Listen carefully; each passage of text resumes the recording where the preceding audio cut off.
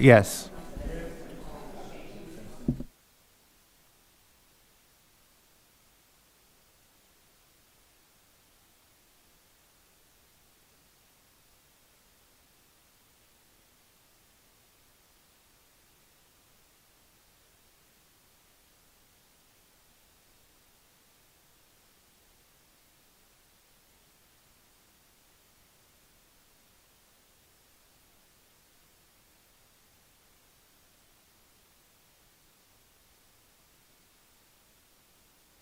It's on.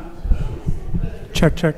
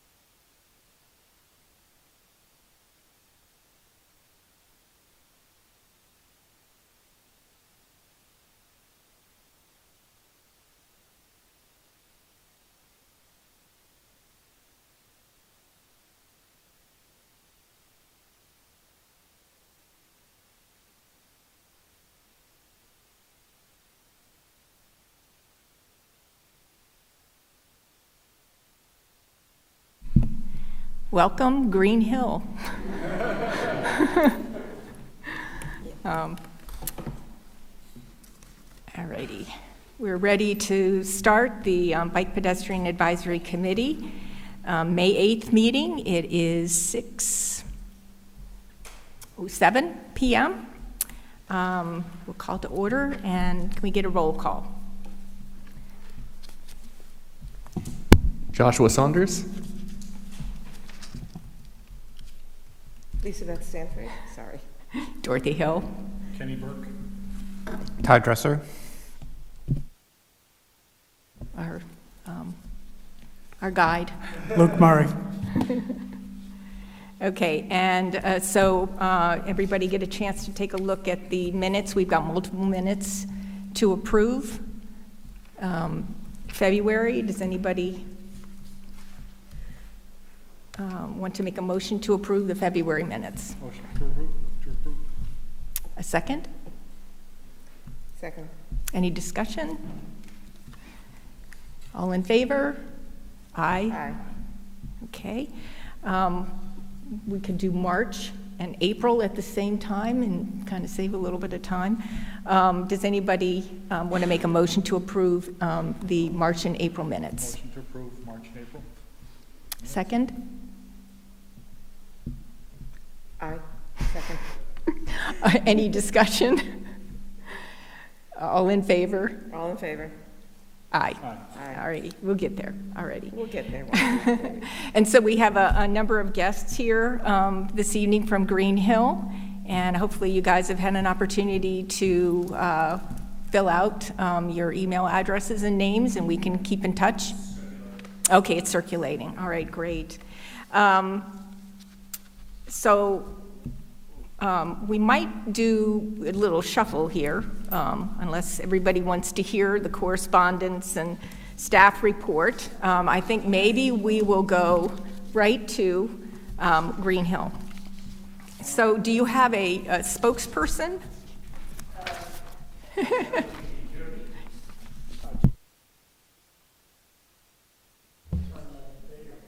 Red is on.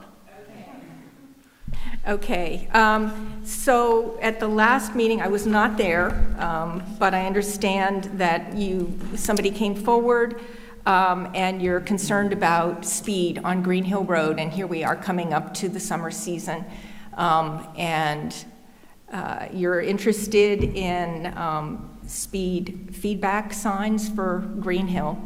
I know that there was something in the minutes that Neil was going to check on the cost with the DPS on those. It's somewhere between $5,000 and $15,000 from what I remember.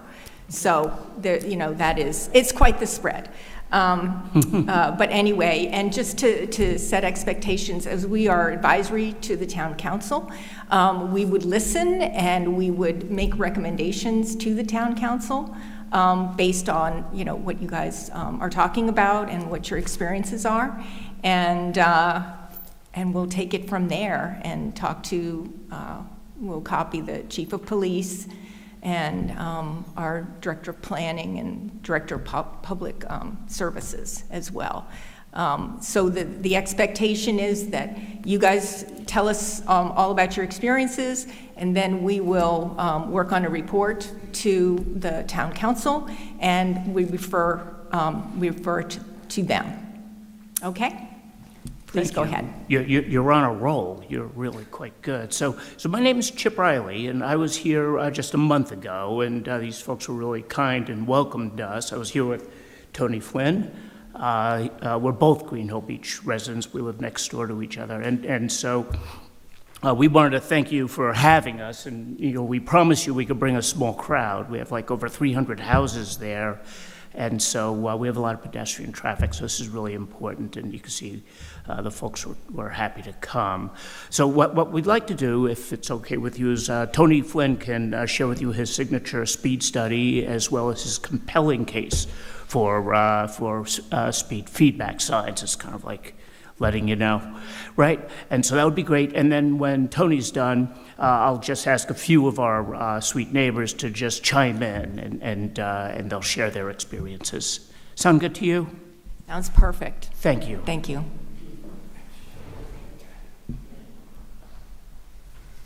So I wanted to also thank you for your service, period, and thank you for hosting us in this unruly crowd. Just going to speak up in just a bit here.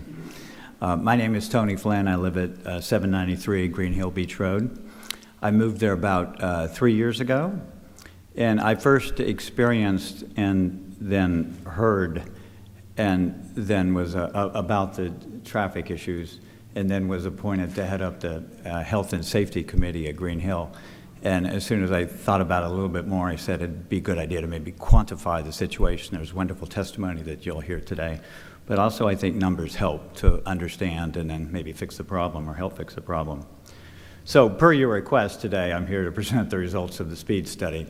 And there's the slide there that I'll review. Can you guys see that okay? Is that kind of hard to see? I have paper copies if you'd rather have a piece of those. So let me just give you a little bit of background on it. Despite what you may have heard, I'm not a traffic engineer, but I do have a history as a chair of the planning board in Western Massachusetts in reviewing and planning many speed studies. So I sort of use those fundamentals in what we did here. So we used a calibrated radar gun. We calibrated it at 25, 30, and 35 miles an hour to make sure it was accurate. And then we sampled across days of the week and then the weekends as well. This happened, I think, in August of last year, around August and into September.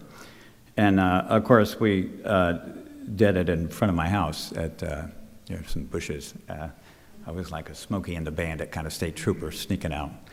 And at 793 Green Hill Beach Road. And the good news there is it's a halfway point, sort of on the 1 mile stretch from Matunic Schoolhouse Road onto the beach. So that's when sort of the traffic sort of averages out and feels comfortable. And the results are there. So the speed limit, if you look at the summary, the speed limit is 25 miles an hour, as we know. The number of readings that we did, and data started to converge after about 66. I went out there the days, and we saw about the same amount of speeders, and so I felt like we had collected enough data. And it's concerning, so the real results are the next three items. It's sort of concerning that the average speed is 33, which is well above 25. But more concerning is that the vehicles traveling over 35 miles an hour is like 31, which is 47%. So it's almost half the people travel at over 10 miles an hour over the speed limit. And even more concerning, especially when you consider there's lots of walkers, beach walkers, baby strollers, and bicyclists on our road. More concerning is that 15% of the vehicles are traveling at 40 miles an hour or higher, many of them higher. So that's when it gets really spooky. And if you want, I thought it would be useful to maybe put it in a grander context. If you scale those numbers to what would happen on Route 1 if people were speeding by those percentages, you'd have half the people on Route 1 traveling at 70 miles an hour and 15% of the people traveling at 80 miles an hour. So I think that calls for a look for a solution. I think you'll feel that even more so today when you hear some of this testimony. So we could go to the next slide. The other thing that the committee had asked me to do is, they said, do you have any ideas for the sign locations? And sure enough, we did. So I don't want to review the whole map. Just to let you know, we did a background on, there's two arteries basically to the beach. There's Green Hill Beach Road and then there's Carpenter. We'd like to discuss Carpenter at some point, but first down the agenda for us is Green Hill Beach Road.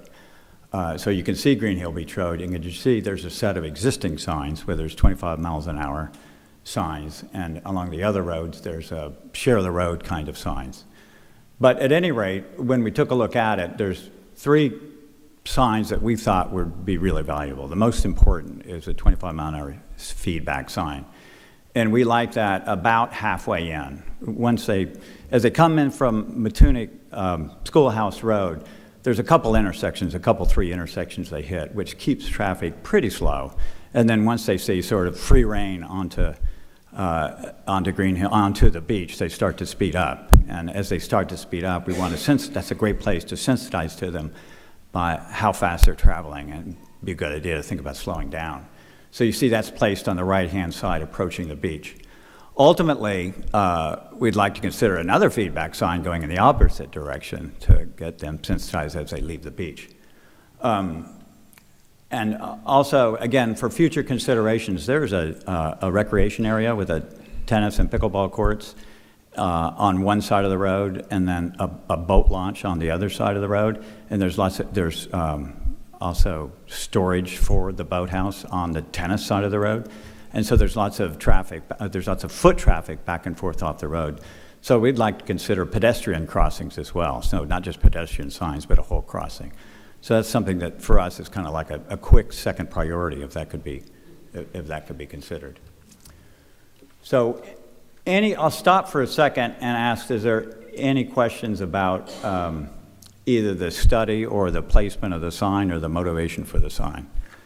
We feel like the sign does a couple things. First of all, it raises awareness of people driving. Like sometimes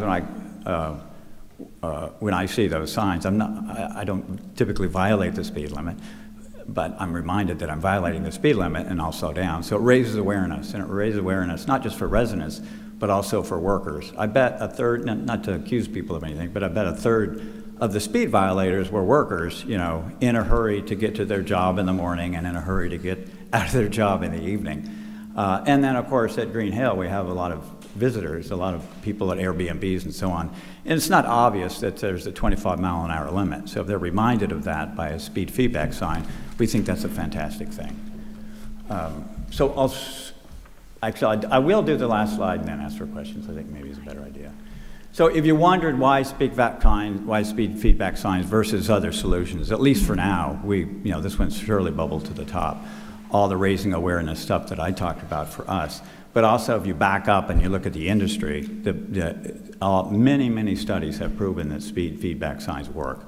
So there's a federal highway study that shows that it slows traffic it reduces speeders by 1/3, and it doesn't just reduce it in the short term, it reduces it in the long term, so it maintains that solution. When this was at its peak for me, whenever I would see a speed feedback sign, I'd pull into the local police station and talk to the police officers, right, and say, does this work, right? And I stopped at 3 police stations and talked to 3 police chiefs, and they all said, heck yeah, it works really, really well. And they were willing, that same spreadsheet I was showing you earlier, they wanted to share their spreadsheets with me just to prove that it worked. And we feel like it has advantages over speed bumps and tables because, number one, it's the most cost-effective, right? Number 2, there's no additional signs or road work required, Number 3, the speed bumps and tables, they tend to slow traffic down, yes, but there's a lot of noise associated with slowing down and speeding up, so it's not highly valued by residents. And even the other issue with speed bumps especially is even law-abiding travelers must slow down to 5 miles an hour, 10 miles. It's irritating for locals. So that's why, just to let you know, it bubbled to the top for us as a solution to our concerns. And I think with that, that concludes my presentation for Okay. today. Thank you. Yeah. So you said that there are about 300 residents? About 307 households. Households? Yeah. Okay. Yeah, And, yeah. and I know that it's a dead end. Dead ends and to the dead end- beach, yeah. And it, Green Hill Club, I think that's a private club? Green is Hill that- Beach Club, yeah. It's at Okay. the tail end of it, yeah, So right. is a lot of traffic going to that I wouldn't location? say most of the traffic is not necessarily going to the club. Most of the traffic is going to the homes. But in the summer, so beach it's- traffic picks up for sure. Okay. Yeah. Lots of stores, lots of townspeople drive to the beach, drop people off, and then go back home. Okay, okay. Okay, okay. And I just want to recognize that Councilmember Jay Wegmunt just popped in, and he's joining us, so I just wanted to say hello. Thanks. Thanks so much. So. Any questions of me? Because other people are ready to. Yeah. Yeah, so,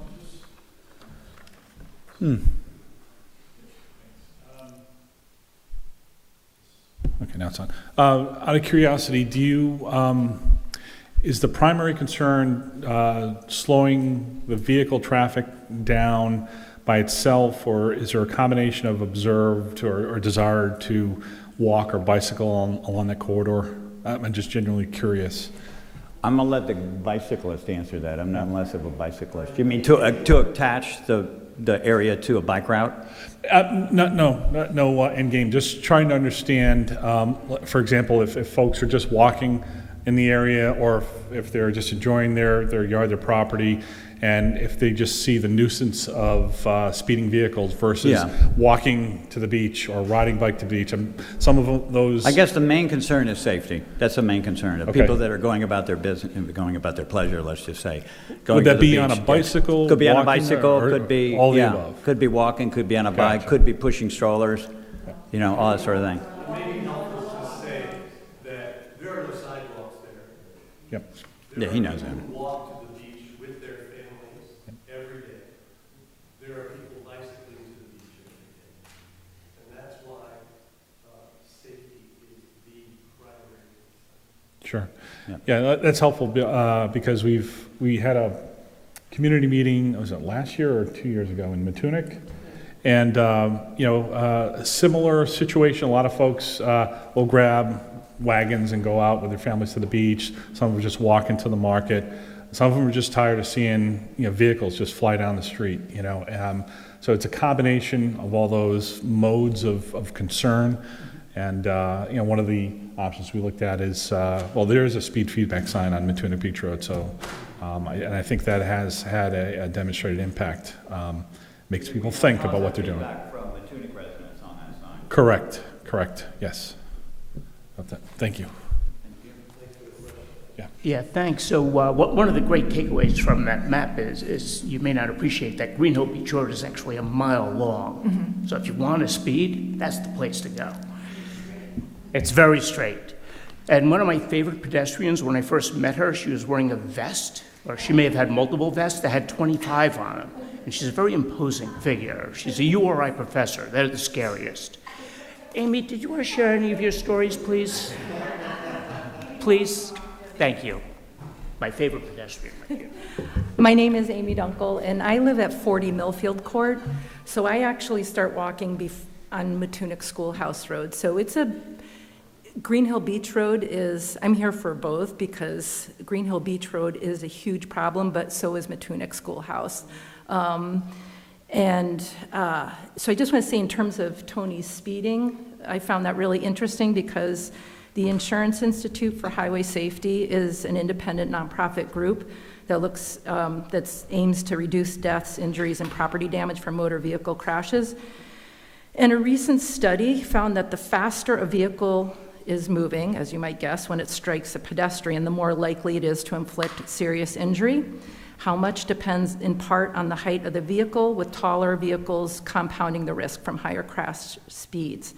But regardless of vehicle height, higher speeds were associated with increased risk of injury at all severities. Pedestrians, so if you keep in mind what Tony put up there for numbers, Pedestrians struck at 20 miles per hour had a 46% chance of sustaining at least a moderate injury, broken bone or concussion, and an 18% chance of serious injury. At 35 miles per hour, which like half the cars, the risk of moderate injury climbed to 86%, and the risk of serious injury rose to 67%. For fatalities, pedestrians struck at 20 miles per hour had only a 1% chance of dying from their injuries, but at 35 miles per hour, the risk reached 19%, and at 50 miles per hour, it exceeded 80%.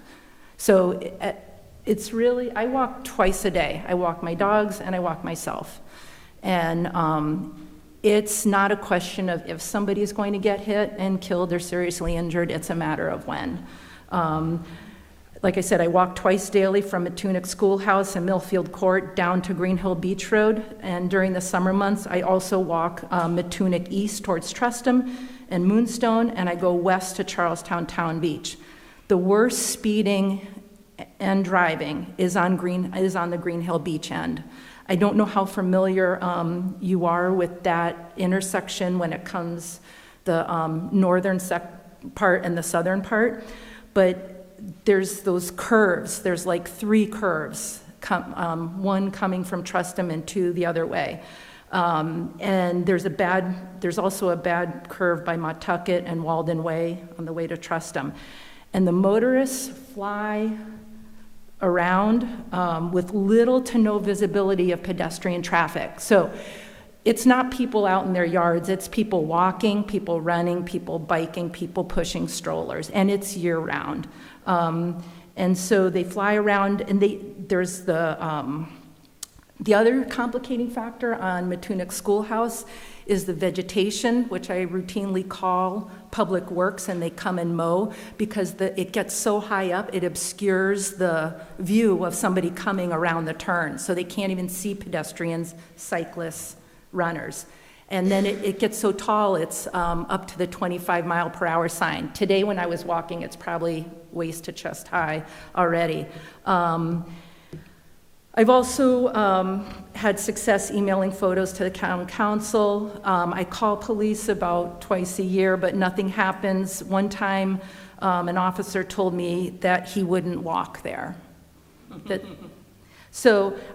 And I don't want to take up a ton of time, but I just want to tell you the kinds of things we see just because you brought up, is it people just noticing it? Last summer, a woman was who lives down on Twin Peninsula, because I found her car. She came flying around the corner onto Green Hill Beach Road into the wrong lane, almost hit a car that was there at the stop sign. That car hammered on the horn. She flew back into the correct lane, almost hit my daughter and I. We were walking. We jumped out of the way. She flew back into the other lane, almost hit a second car, and then raced to her house in Twin Peninsula. Earlier this year, there was a box truck flying around the turn, that first turn on Matunic Schoolhouse by Millfield Court, and there's a 25 mile per hour sign there, and I pointed to the sign. He just slammed on his gas, went flying around the turn. There were 2 pedestrians and a dog. He had to fly into the wrong lane, and if somebody had been coming in that lane, it would have been a horrible accident because he was going quite fast. What I see every day on Green Hill Beach Road, people not only speeding, but they're on their phone, they're texting, they're looking at directions, the delivery trucks. They cross over the yellow line. I routinely almost get hit from behind and from front. They take out mailboxes. Some are even smoking weed because you can smell it when they pass. So it just is a bad situation. The National Highway and Traffic Safety Administration says sending or reading text takes your eyes off the road for 5 seconds. At 55 miles per hour, that's like driving the length of an entire football field with your eyes closed. In 2023 in the US, there were 3,275 people killed in motor vehicle crashes involving distracted drivers. So it's only a matter of time before we're going to see it here, and I'm sure we're not the only place in town. And it's the people, I see residents, it's not just the visitors. So it's people who live there, it's the people who are in the Airbnbs.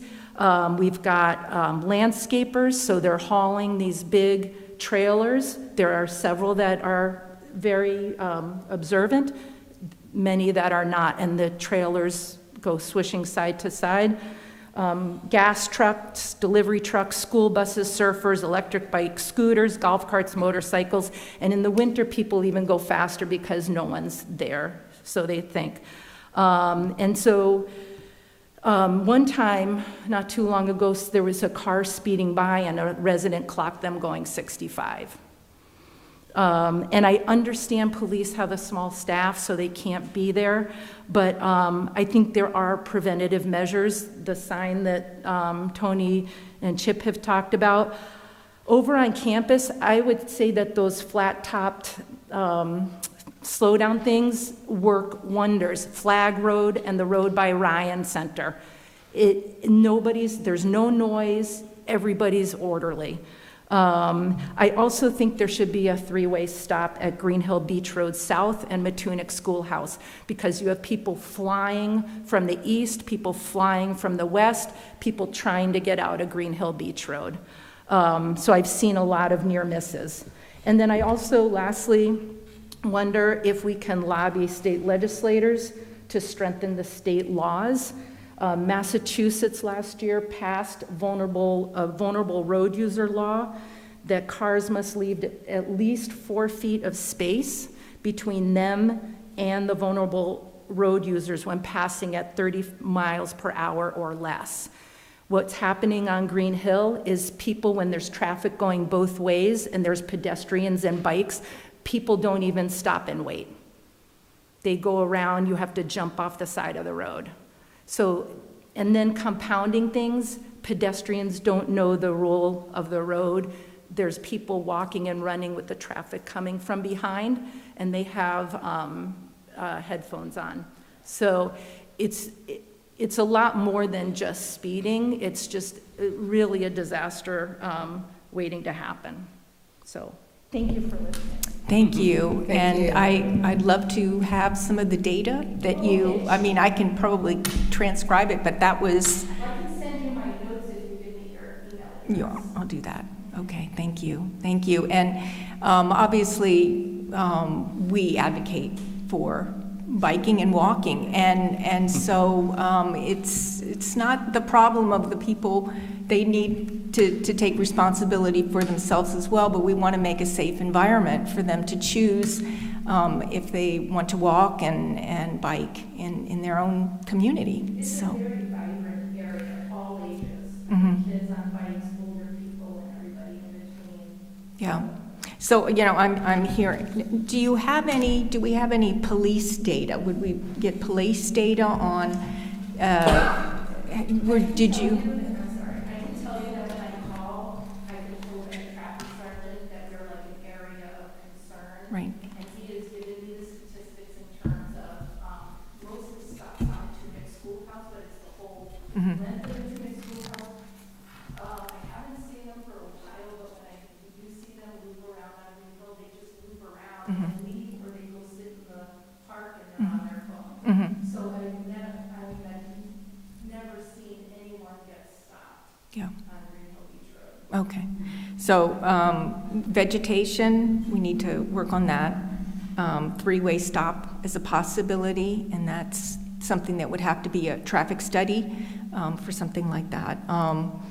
And the speed sign. So did you say anything about additional speed signs? Did you need more speed limit signs? Did you? We like the idea of the feedback signs. Okay. Do you have any? There's actually, I think there's 4 or 5. There's 2 on each side, There's 3 on, going each way. 3 on one side and 2 on the other. Okay. Okay. People don't realize that it's 20, I think a lot of visitors don't realize it's 25 miles per hour. And then the people who live there think, well, I know the road, so. Are there any share the road signs going down There's Green just Hill? one on the Junior Schoolhouse by Green Hill Beach Road. There are none on the Okay, right.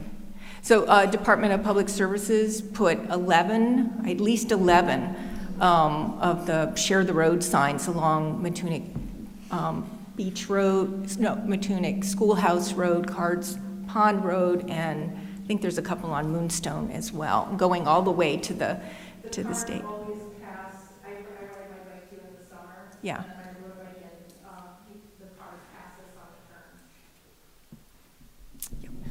turn. Okay, Can't see anybody coming. It doesn't- okay, yeah. Can I ask another question? I did rent years ago off of Twin Peninsula. It's a beautiful area. I'm curious, this civic association, you have about 300 people, you say? Well, Ish. 300 people live in the Live neighborhood, in the about area. 220 are members. Yeah. 300 homes, right, thank you. About 307 houses, Gotcha. and it runs from Matunic Schoolhouse Road on the north. Yep. The beach at the south. Yep. Trustman on the east, and Greenville Beach Road on the west. Okay. I asked a question just to understand, for example, in Matunic, you've got a lot of pods of different civic associations, a lot of different interests, private businesses as well, so it's a different mix. This is very much residential feel. Do you think you folks have consensus with your neighbors as far as slowing traffic down? Is that a fair? Okay. Yeah, and I wanted to point out, I like the initiative, and I think in the progression of implementing traffic calming measures, speed feedback signs seem to be things that the town staff, technical staff are endorsing. I work for the university. I've installed, designed and installed those various types of speed tables, and we've had to do things aggressively. We have a different cohort of new students every year, so we're constantly retraining them, and it'll never stop. But in your case, I think it makes sense to consider the low to no cost enhancements that are expressly meant to enhance public safety, especially when folks are rallying to kind of regain access to their own neighborhoods. It doesn't seem to be that it's a major corridor. This isn't the access to the tunnel that'll take you to Block Island. It's clearly, you folks are representing the area pretty fairly. There may be other low to no cost enhancements. I just was looking on Google Maps. I don't see for example, a fog line painted off the edge of the road. Yeah, sometimes those are supplements to a speed feedback sign because you want to see if you can narrow the vision of the driver to kind of constrain them so that they're cognizant that they shouldn't be drifting, off to the edge of the road where you might have somebody walking or biking. It's a rural road. It's a road that has a destination, and be it a house, a home, or the beach. So, I like the suggestion for the speed feedback sign, and perhaps some other low to no cost enhancements that town staff might also support.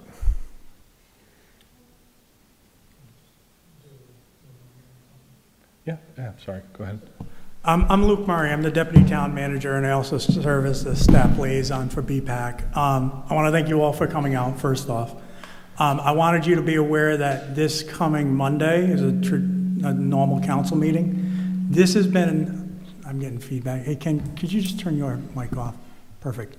I wanted everyone to be aware at the regular town council meeting this coming Monday, there is an agenda item, and I believe Councilman Wedgmont has this on the agenda, for speed controls. This is a town-wide issue.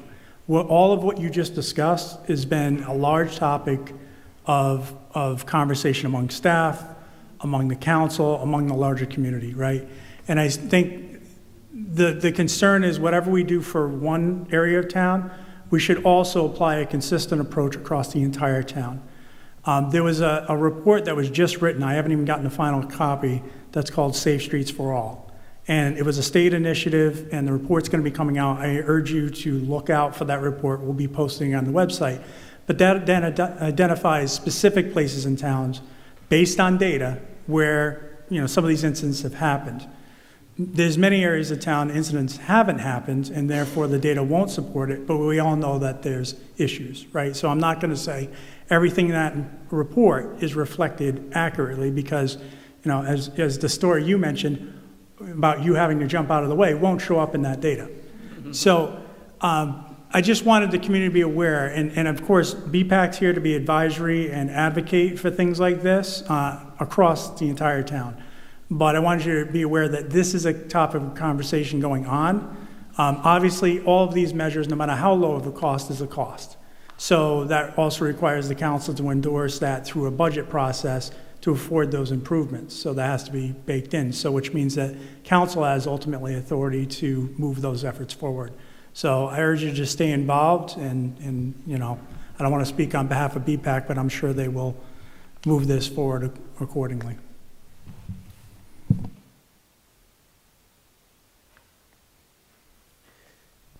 Is there a motion or anything that we should do, just knowing that we're going to be moving this forward, or do we want to, would anyone else like to provide more information, please? Yeah, could Mal O'Connor speak up? He's Absolutely. the president of our civic association, And how many people did you say were in the Civic Association? well, we know there's like over 300 houses in the neighborhood, and it's just over 200 houses that belong to the civic association. Okay, great, thank you for that. Yes, please, come speak. Last year, we had approximately 225 paid members.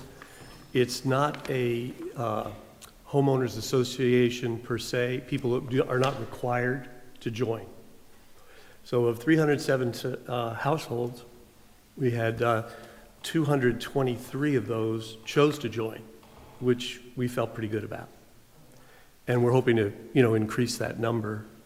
I just want to say a couple of things, and mostly ask a couple of questions just to get clear for ourselves. One is, first of all, I read a big chunk of your plan, your master plan, and I thought you did a really nice job on it. When I was full-time worker, I was at a management consulting firm, so I've read a lot of these master plans, and I thought you did a really nice job. I guess my one question is, while it's clear that cost is an issue, and I understand what you were saying and how it works, how much can we do, for example, on our own, should we choose to do so? And what kind of authorization, for example, would we need to get if we chose to pay for it ourselves? So it's not typical we get community paying for these improvements. Things like a sign, maybe. I understand. Because ultimately, the town has to assume ownership, right? And it's also an assumed liability. Any improvement does have to go through a process. Typically, if we're going to be adding stop signs, speed calming measures of any substance, right? It would require some type of traffic study, which is done by the police department, because they have to analyze the data. And again, it has to be a fair process, because what we do for one should be done for all, and it has to be based on actual data. And I appreciate that you've done some work here to kind of validate your concerns, well more above than many have, right? Most people just come, express a concern, and go home. You clearly have done your homework. But yes, there would have to be more of a validated process. Obviously, there's certain standards we have to conform to. We also have to make sure that whatever problem we solve on your road doesn't get pushed to another road, right? So if you have a traffic calming measure, let's say on one road, and people choose to then bypass that, now in your situation, there's one way in, one way out, right? Well, actually, there are two ways. We just haven't talked about the second, which is where some of us live. So, depending on where you're going, yeah. So it's not typical we'd have the public pay for that, and whether it's appropriate or not, I can't speak to. I think that has to be validated that, yes, we're going to do something, right, based on data, and we're going to go forward. That's really all within the realm of the council, right? So you would go to council, advocate. You can certainly offer up what you'd be willing to put the skin in the game and let them, kind of banter that about and determine whether it's appropriate or not. But that would be the process. They run the town.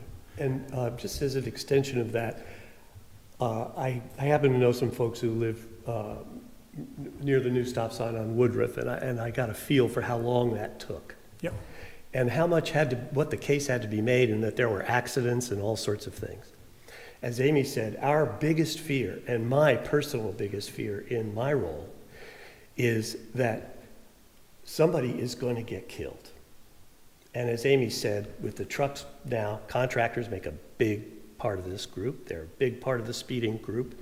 And those grills are high, and the accidents are more severe than they used to be 10 years ago due to the design changes in the trucks. And what I don't want to do is have to come back here and say to you all, okay, now somebody's dead. I really worry about that.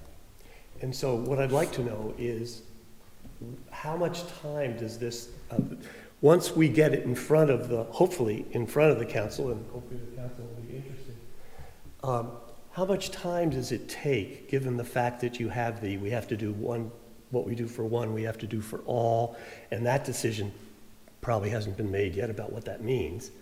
What kind of time period are we looking at?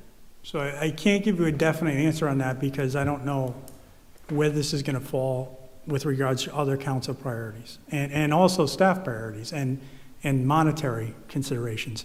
What I can say is that typically in these processes, just like you saw with Woodruff, there's two big players involved here from a staff level, including also the front office, which includes myself, town manager, town council, is the Department of Public Services Director and the Chief of Police, right?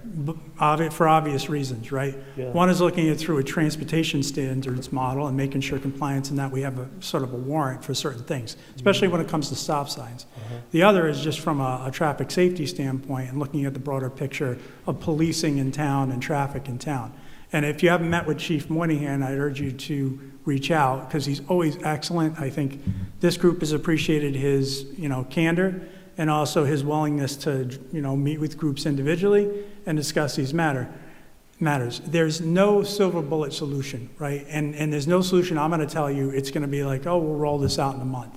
Typically, I it was takes some thinking time. what a minimum might look like. Yeah, I would say, I don't want to even speak to it. You saw what it took for Woodruff, right? It took some Years. studies. I don't know to what level, not knowing fully the actual issues on the ground and the lens that they're going to look through, how long it'll take. To expectation set, I would say I've seen some process take 6 months. I've seen processes take up to 6 years, depending on the level of what you're talking about and also other priorities in town, right? Feedback signs, we mentioned that. They are expensive. They're equally expensive to maintain. So, like the ones in Matunic have been vandalized on occasion, and so we've had to go. Broad Rock, same way. We've had to go and repair them, and that's also part of the consideration. So, Right. And then it's also, you may want those signs, and another part of town may also want those signs. So that's a discussion of council. So I don't want to give you a convoluted answer to a straightforward thing that you want, right? You want to improve traffic safety. And I think that's going to be heard loud and clear. I will pass what I heard on to the appropriate staff, including the DPS director and police department tomorrow, to the Thank chief, you. Thank and I'll talk to him personally. This group can do their thing as far as our advisory council. I would encourage you to attend Monday's session because I think it's going to be germane to the conversation, even though they're going to be discussing maybe not your specific road. You can certainly speak to it. There's an open comment section that you can speak during that portion of the meeting and certainly bring up your concerns as well. Okay, that's very helpful. Thank you. So it looks like a fairly complex process, many steps, with all the part-whole considerations that go along with any town decision, our road being part of the whole set of roads. All right, well, I think, Well, I wanted to say that there may be some things that can be done. I'm wondering, and I'm sorry that I had to step away for a second, when you turn onto Green Hill, where is that first? Right when you turn, and There's a 25 mile an hour? 25 mile per hour Okay. sign. And so what happens is people fly around, because this is what I see it every day, twice a day, 4 times a day, it's going to come twice. There's a sign right there. Okay. They don't even pay attention, they just step on the gas, they slow down a little bit to come around. Everybody now crosses over, if you're heading up to the Matunic Schoolhouse, you can't even walk on the proper side because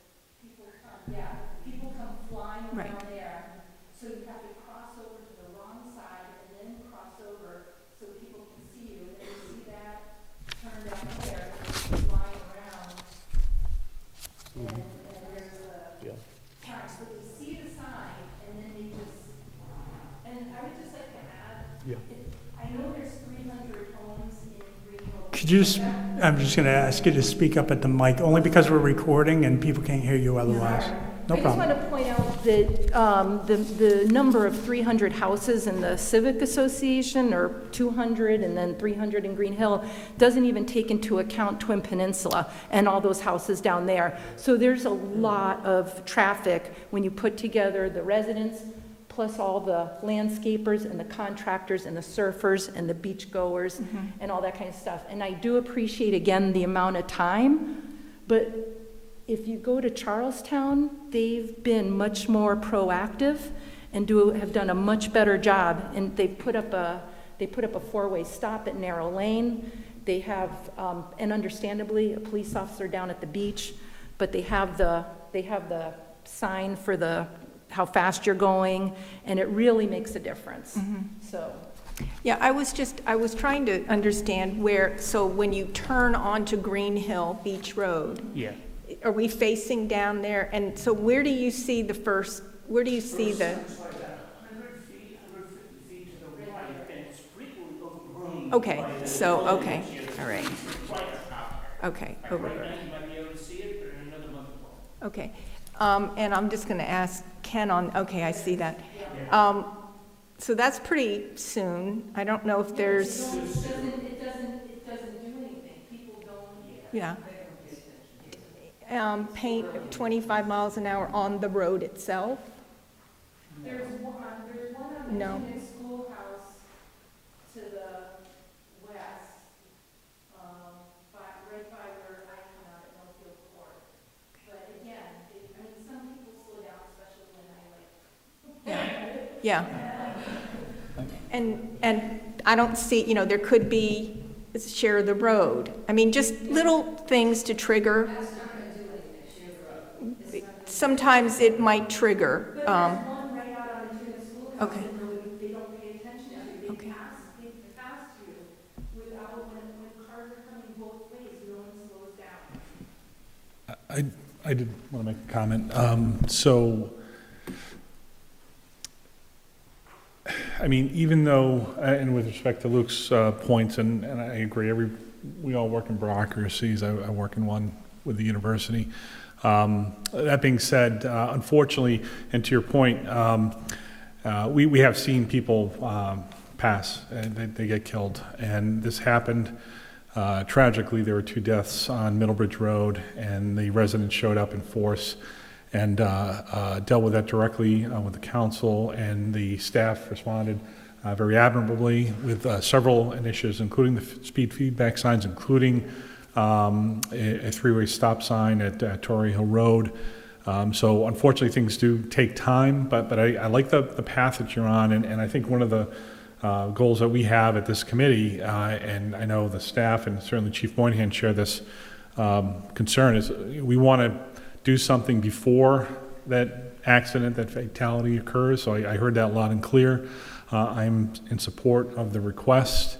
We had a tragic death of a beloved staff member at the university this past year, and I'm happy to say, even though we're bureaucracy, we're a state agency, if you've been through campus, we bought 20 of those pedestrian crosswalk signs.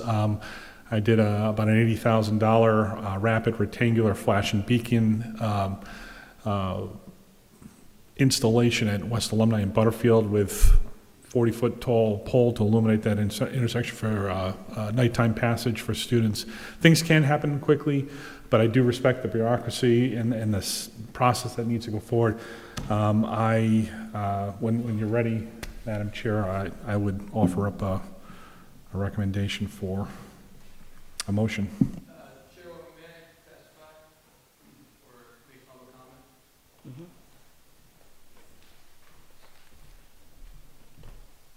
Good evening, BPAC. Good evening, everybody. I'm Councilman Jay Wedgemont. I'm born and raised in East Matunic, so Green Hill Beach Road was our backyard growing up. I'll admit have sped on Green Hill Beach Road when the waves are big. Parked and ran right over there. I left my door half open. What you're going through with the increased traffic down there, because it is increased, right? When I was growing up, it wasn't as much. You couldn't have found a soul on the winter day. You're getting it year-round now, right? I understand that. And I give kudos to Deputy Manager Murray here for not giving you false expectations about how long something needs to take. We do have a process. He's right. I did bring up safety measures coming up for this Monday. It was on the agenda last month and then, or last meeting, and we had an 11:45 meeting, so we kicked it to this one. And my thoughts as an avid pedestrian and bicycle and scooter user in my hometown is that the cars are going faster, there's more traffic, and we need to have safer roads. And so when he says come out and testify and come out and speak in public comment, absolutely do that. Yes, there is a bureaucratic way things happen, but you have to start with the first step by identifying a problem. Then we go to the next step, reaching out to the police chief to set up the study. After that, the council can react in that way. Responsible, reflexive action. So good of you to come tonight with this great group. We'll get started, and I'll make sure to mention on Monday that a big group came out to BPAC talking about this. And just one more thing to talk about the equity of traffic enforcement. The police chief would say that enforcement, signage, and public knowledge is the way that you slow down folks, with the number one being enforcement, right? Middlebridge, Broad Rock Road, Ministerial, Main Street. These are all Green Hill Beach Road, Matunic Schoolhouse Road, and mind you, you're daydreaming because it's so beautiful with the cows and everything, but it's dangerous. But we have a problem in this town where people are driving faster. And so we have to come up with a holistic approach. What I found in working in government is that the folks that come out and are organized and unanimously say, we have the community support here, typically get projects done faster than those that don't. So, heard loud and clear. I'll make a note to do that. Some of my best friends, their families live on Green Hill Beach Road. Love playing basketball there in the summer. So, good work. We'll be all working together to try to have some holistic solutions. I'm not going to promise anything tonight, but this is a start. So thank you. Thank you, BPAC. Thank you. Is anybody else or? Okay. Thank you.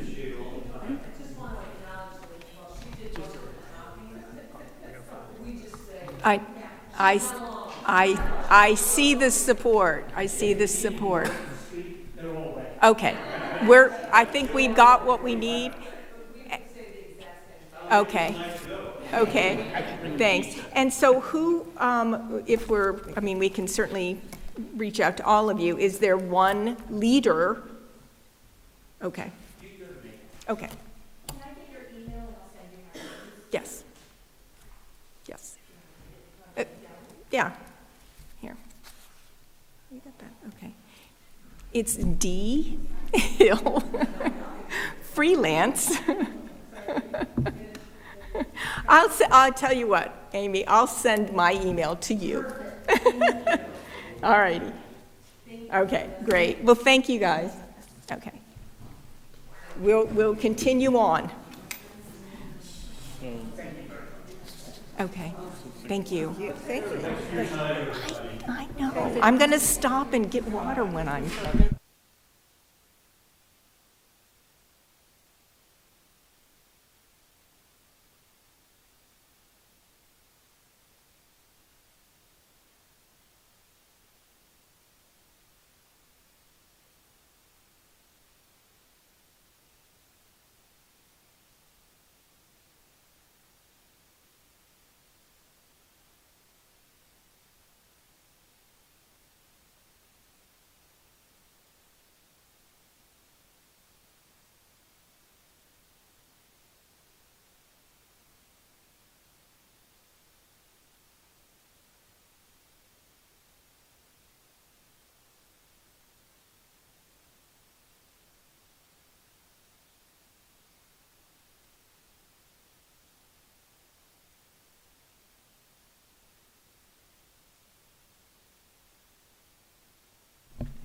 Okay, so, Green Hill.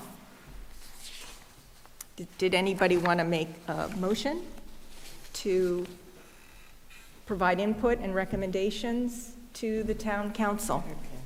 I'll make a motion under item 7D to support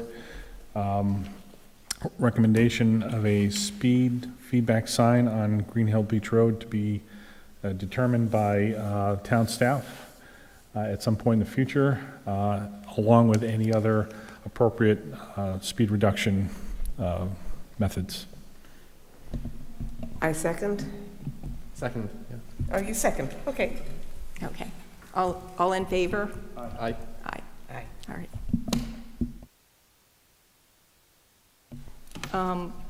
Do you want to draft that, Ken, or do you want me to draft that recommendation? No, just as stated, I think that's Okay, all right. Okay. All righty. We'll push the council member Wedgemont's up to the next item, because we otherwise will have you sitting here all evening. We don't want to do that. So did the committee have an opportunity to read the Experience South Kingstown Access Path for Everyone Escape plan? Luke sent it to us, and I read it, enjoyed it. And I wanted to mention a few things. I guess it was about a year ago that I spoke with Meredith Brady and, Liza Farr from the state Division of Statewide Planning. And we were talking at that time about the Block Island Sound Bikeway. And this is a collaboration that we were working on before I got on BPAC, between Charlestown and South Kingstown. And this was basically from Matunic, following this route, Schoolhouse Road, all the way into Charlestown, and putting up, at one point we thought, well, should we brand and put, this is the route, bike route into Charlestown, or should we just put, the green bike route signs? And I think what we ended up doing, along Rich Bourbonnais assisted with putting up the share the road signs all along that route. But I did talk with them about what the procedure was, and of course, as you know, everything is possible with funding, but that wasn't the case. When we talked about how we could facilitate an off-road or linking all of these together, the state does look at gaps in these networks and where they can be filled, and the state filters projects through readiness. So if a town is got a plan, they're doing part of the work right there. DOT asks communities, can you foot the bill for design? Can you get this design ready? Can you get it shovel ready? And they're more likely to incorporate into road projects in the vicinity or in its own project as funds become available. So getting ahead of this and is big. And so kudos to working on that. You need at least a 6-month runway applying for federal grants. They internally were looking at planning central source within DOT just for design work. So, and then when these projects come up, being able to fund them. But please tell us more about your plan. Well, thank you for having me tonight. Glad to be here. Oh, please. I do have a question, because I noticed your resources. Did you have time to see our bicycle pedestrian master plan at all? I did, yes. Oh, good. Good, 'cause- so then you have some idea of what we are working with also. Absolutely. And let me be clear that the South Kingstown Access Path Initiative was an idea that is not original. I think folks have for a long time in South Kingstown said, my God, Route 1 is dangerous for bikers and walkers. And these people have still used it anyway. And the project itself, and this month I'll be graduating with my master's in public administration from the University of Delaware, and this was part of my project that I used to get my master's degree. It came to my attention over the past few years how much of a resource gap that we have by Route 1 disconnecting our coastal heritage with our town villages. We're 302 years old. For most of our history, you could walk down to the shore and go get some seaweed and fertilize your farm or feed your family and get back safely. That changed with the building of Route 1 and the change of cars going so fast that they became an impediment to safe walking. Again, like I said, I'm born and raised in East Matunic, so Succotash Road was always busy with no sidewalks, and the answer was, well, at the state road, you can't get a sidewalk. That was always the answer my dad told me, at least. And the town beach was a place that my mom took my brother and I quite often just to do something and get us out of the house. And that was in the boardwalk days.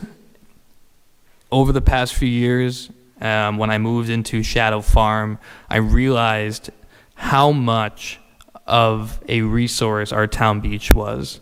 Again, I rediscovered it. And I was inspired by seeing the Beltline in Atlanta, Georgia, which was actually a project from someone from the University of Atlanta that built a private-public partnership to build walking trails throughout Atlanta, forming a belt around the city.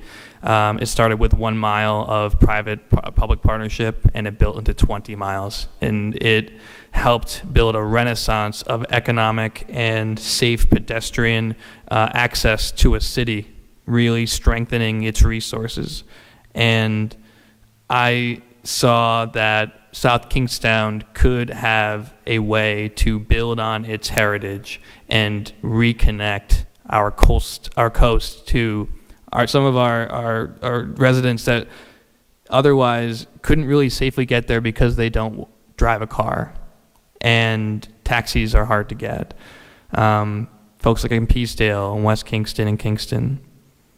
So I began drafting a plan for that, an access path. I did some research and by error, trying to get to the beach. How was the fastest way to do that? And Pond Street was that access point to go under the bridge.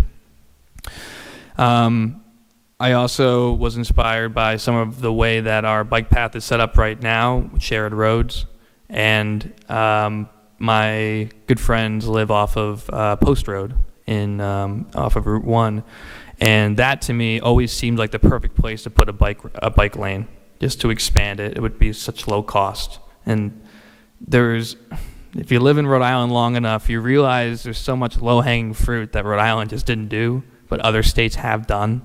And my inspiration of how I want to do public service is to find ideas that work elsewhere that can work here, so more Rhode Islanders that live elsewhere for work or for play can come home. That's really where I'm at. So I proposed the escape plan, and I wanted something like escapades or all of that, and so you can, if you're in town, you can escape to the beach, and when you're at the beach and you want some dinner, you can escape back to town. I think that this is a really great idea for many reasons, but I also think that South Kingstown needs to start incorporating how much of having a world-class university like URI is central to our identity, so they can be reminded how much this town gives to them. that they're not just in Kingston, they're in South Kingstown. And I think that by linking our university students to our town beach can help inspire them to maybe stay here after they graduate and continue to give back to our town. Like so many people I already know that did that. Are you with any questions? And I know that your expertise on this is so much more than mine. So I think that the way that it goes forward is going to look a lot different than my memo, and I'm looking forward to that, to the best ideas to come forward. Thank you. And I think that as a group, we'll discuss how to proceed. It's, as you said during your town council meeting, we're going to, I may not be around when this is done, but, you have to start somewhere. And I think that we can help map out, where to start. And certainly, keep everybody posted as we travel along. And it'd be great if we could maybe develop a subcommittee when we get a few more members, and certainly check in with you during that process. This is actually very inspiring to me. This is why I'm part of BPAC. I go along Route 1 and I'm like, well, if we put this there, and if you go underneath Salt Pond Road, you can get to Point Judith. If you go here, you can, if you scoot along this road, whether it's Post Road side or the north side of Route 1, there's ways. We just have to make sure that they are legal ways and safe ways. Mm-hmm. That is and they can be low cost to no cost, taking advantage of what's already here, as you said. So this is very exciting to me, and I think using the BPAC mobility plan and what we have now can elevate all of it together. So I'm very excited by that. Thanks. I'd like to echo the appreciation. Yeah, I think it's some fantastic stuff in there. I was wondering if you found any comps of the state aiding in making like multimodal or pedestrian crossings of existing major highways or state roads, if those sorts of projects have existed in the recent past. So when I worked at Rhode Island Department of Environmental Management, there was a weird ownership of the bike paths. Does the town own it? Does the RIDOT own it? Does DEM own it? And that was a little frustrating sometimes to see what was actually okay on the bike path. Why am I saying this? I think that the way that we get the funding for this in the future we're going to have to get creative with multi-agency funding. I think that we're going to have to try to leverage open space grants, the planning and development grants from DEM, RIDOT, green or sustainability grants, and then we're going to have to get the main lift from the federal government. From funding from Magazine or Reed and White House. But I will do a little more research and get back to you on that. Thank you, appreciate it. No worries. Yeah, I'd like to follow up on that point. My background is as a highway engineer at DOT, ran a couple of DPWs, Cranston and Westerly. Westerly in particular, I did know that that community was able to rally and was successful in, specifically on the Route 1 corridor. They had a desire to build a new school, and they had an opportunity to buy some property, and they were able to get a traffic signal installed to make sure there was safe passage in and out of that facility. And over time, for those along in the tooth, more so in Charlestown and Westerly, the community has asked for safer crossings. And initially I didn't really appreciate it, but there's more and more signals there. And it's just providing safer crossing. It's a template that's there, it's been used in the past. It's very interesting that the town has already put their priorities in for the STIP, State Transportation Improvement Plan. This is a new topic relatively, although it's been talked about for years. So the next STIP is the opportunity to get a hold of federal funding through the Rhode Island Department of Transportation, 85% federal money, roughly 15% state match. That's a great opportunity. The other opportunity I see going forward, and again, this is over time, paying attention to the town's significantly constrained budget. It's taking a closer look at the DPS budgets for the repair of roads, and that's really all it is. Rich Bourbonnais is very, very talented engineer and landscape architect, but he is significantly financially constrained. His budget gives the impression, or his program gives the impression of doing improvements in neighborhoods. It's really just to maintain what's there, so we don't fault him or his program. This is more of a council issue. You guys really need to take a look at this, and with the 900-pound gorilla of the future debt service for the bond for the school coming forward, you're going to have to enable Rich and his staff to come up with or to advance some of these creative solutions. It could be striping, it could be a speed feedback sign, it could be a speed table. Any of these low to no cost options, those are likely local initiatives that could go forward that feed into the much larger, perhaps federally funded the moonshot items of, okay, we're getting people collected through all the neighborhoods. Now let's get them over Route 1 and get them out to the destination that they're looking for. I think that's excellent feedback, and I think that after the town does its due diligence on doing the research and on the feasibility, I think that your expertise about working for the state RIDOT and other planning departments is going to be critical for us to kind of get this across the finish line. So I'm really glad that you're on our team, right? And I think sincerely though, I mean, like we're a team here, right? This is a team sport. And I already know that everyone's already busy with other things, and I'm going to be Jim Manny's age when this goes across. But again, that's the kind of critical feedback that we need in order to get a less opaque plan together, right?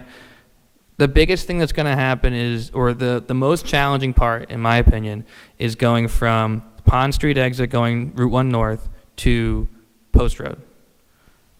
That's the biggest challenge. From Post Road, you're going to be able to have, from Post Road south to Jerry Brown Farm, there's the ability to create avenues of transportation there, built from the paper roads that are already there. It's going to be a negotiation with the electric companies to use their land, because they want the land rights and the air rights. And so figuring out, working with our planning department and our town, we can figure out what do we need, who do we need to talk to in order to sign the right papers. And I think that we also need to have a conversation with the land trust, right? The land trust owns a lot of land in this town, and I think that we should try to see if there's land for the land trust that we can use for pedestrian without disturbing any of its pastoral elements or disturbing anything like that. But they're game with working with us on a lot of other projects, so why not ask the question? Maybe it's none of it, right? Maybe none of it has the ability to have a short path, but maybe they have an idea for that. And it's named the South Kingstown Land Path, or Land Trust Path. I have a question, and this is something that I should know. Is this within our 10-year plan? The name just got out of my head. The Community Comprehensive Plan. Comprehensive plan. Is this within our comprehensive plan? And should this be within the comprehensive plan as the town council only last every 2 years, without it being in the comprehensive plan, it can be changed. I mean, this focus that we have now can easily be a non-focus. So that was one of my, So in general platitudes, bike and pedestrian expansion and expansion and enhancement is in the comprehensive plan. As far as this is a project, I don't believe it is identified as a specific project as of yet. I think, as you move forward with this was referred by council, right? So this is exactly what I've spoken about, right? Council wants something looked at. That doesn't mean you have to do everything either. You have a limited amount of bandwidth, as does staff, right? Planning staff is maxed out, and we have to prioritize. However, the ball gets rolling. I think the discussion I should be having in the coming months is, how do you want to attack it? Like, what is the best methodology? And then bringing that to council and saying, hey, and I can assist with that on saying, here's what we have to maybe add, help you with staff resources or things that we can't commit to because we have other priorities right now. So if the council wants to weigh in and say, this is a priority, we want this to come above others, Old Tower Hill Road, rezonings and development support, then that's a decision the council can make. Or it's the old adage, throw money at it, right? You get a consultant on board and, you start having somebody else look at the missing links and, identifying those. So there's different ways to approach this. I think what you want to do is come up with an action plan. I would recommend you bring that back to council and say, here's how we're thinking about attacking this. And then once you kind of have that roadmap, then we start to attack it. It's a big project, as you mentioned. It could outlive all of us. But you have to start somewhere, and you have to, start the workflow. Luke, may I ask you a question? Yep. So, tangible milestones and goalposts for a plan like this.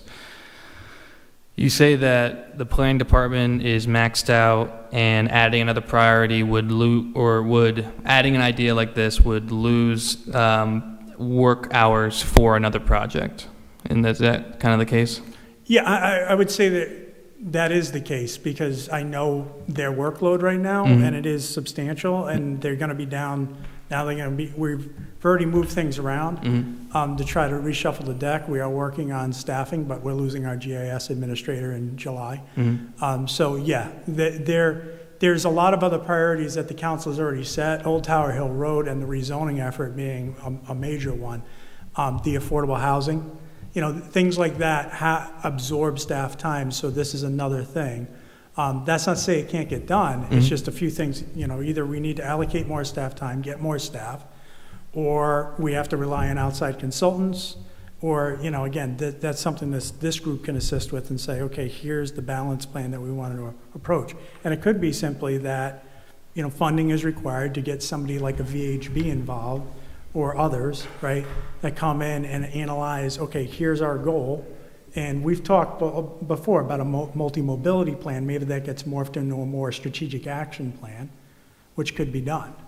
And Councilman, just so you know, there is some funding that came through a bond a few years ago that is in general for pedestrian-related improvements. That could be the physical. We were looking at using some of that money for a bike mobility plan. When the Safe Streets for All initiative came in, we kind of paused that, seeing what would come out of that plan, so we weren't redundant. So that is something that this group can also talk about. And if you haven't seen the that was for the last meeting, right? The person that presented the Safe Streets plan. Yeah, Eric Weiss, yep. If you haven't seen that plan, go watch it. It's very informative for our and also not surprising when you see which roads are the challenge roads, right? I'd say, and so Luke, I'm action oriented. So if this committee gave an approval for further research, is this something that the BPAC committee would dive into as far as the schematics of, how much a contract would be for a surveying or a plan? Like, how does that work? So as a staff liaison, since this is a council-directed item, I would assist with it, right? So I would propose, kind of like I had proposed before for the mobility plan, is to draft an RFQ, a draft, suggested based on what we'd typically do at a town level to say, all right, if you want to get a consultant, here would be the scope of work, here's kind of the framework, bring it to the BPAC, you shoot holes in it, say, that's not exactly what we were thinking, we think we need other things, and then we would essentially put it out and get costing for the project. That would be my suggestion, only because the amount of hours, just property research, I'm a former planner, the property research involved here to figure out who owns properties, how to approach them, what's the challenges, hurdles involved. There's a lot of low-hanging fruit, too. You had mentioned on-road, right? And Ken's a big advocate for this, right? Low-hanging fruit, shallows on a roadway could do it. But we don't know what we don't know. So we need somebody to lay out the best paths for that network, analyze the property from here, point A to point B, and then also we've talked about missing connections along those routes, right? You may want to have feeder routes into that. So I think that may be best through GIS analysis and somebody who's more adept at doing these studies, working with the group here. So they would come and bring the data, and then this group would work with the consultant, facilitated through me, and then we continue on a path. And it may take a couple of years realistically, but then at that point you can identify which specific projects for funding. So you can approach DOT and say, here, we need funding for this project, and this is what it looks like. Does that make sense? Does that make sense to the group as well? I know I'm... Yes, it does, and it's, what about since Carol's leaving? So the plan for that is, just so the group knows, it's not going to be a secret because we're going to be posting it soon. We've engaged an outside firm called CAI. They only do GIS. Their system is much faster. I love Carol. She's done a great job, but she's on an older operating system, which is getting, quite frankly, sunset.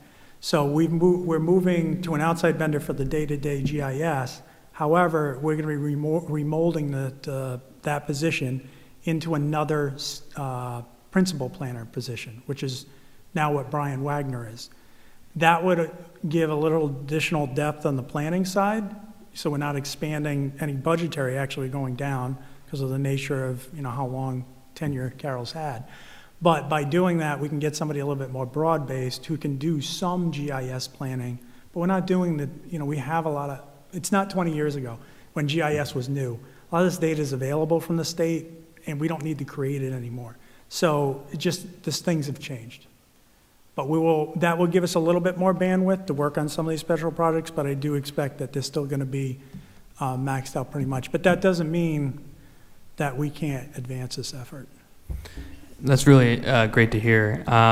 What I want this committee to know is I'm a reactive person and a proactive person. I don't want to discount my proactive ability, but I am reactive in the sense that if you need something in order for this project to get kicked to the next step, I will make that step.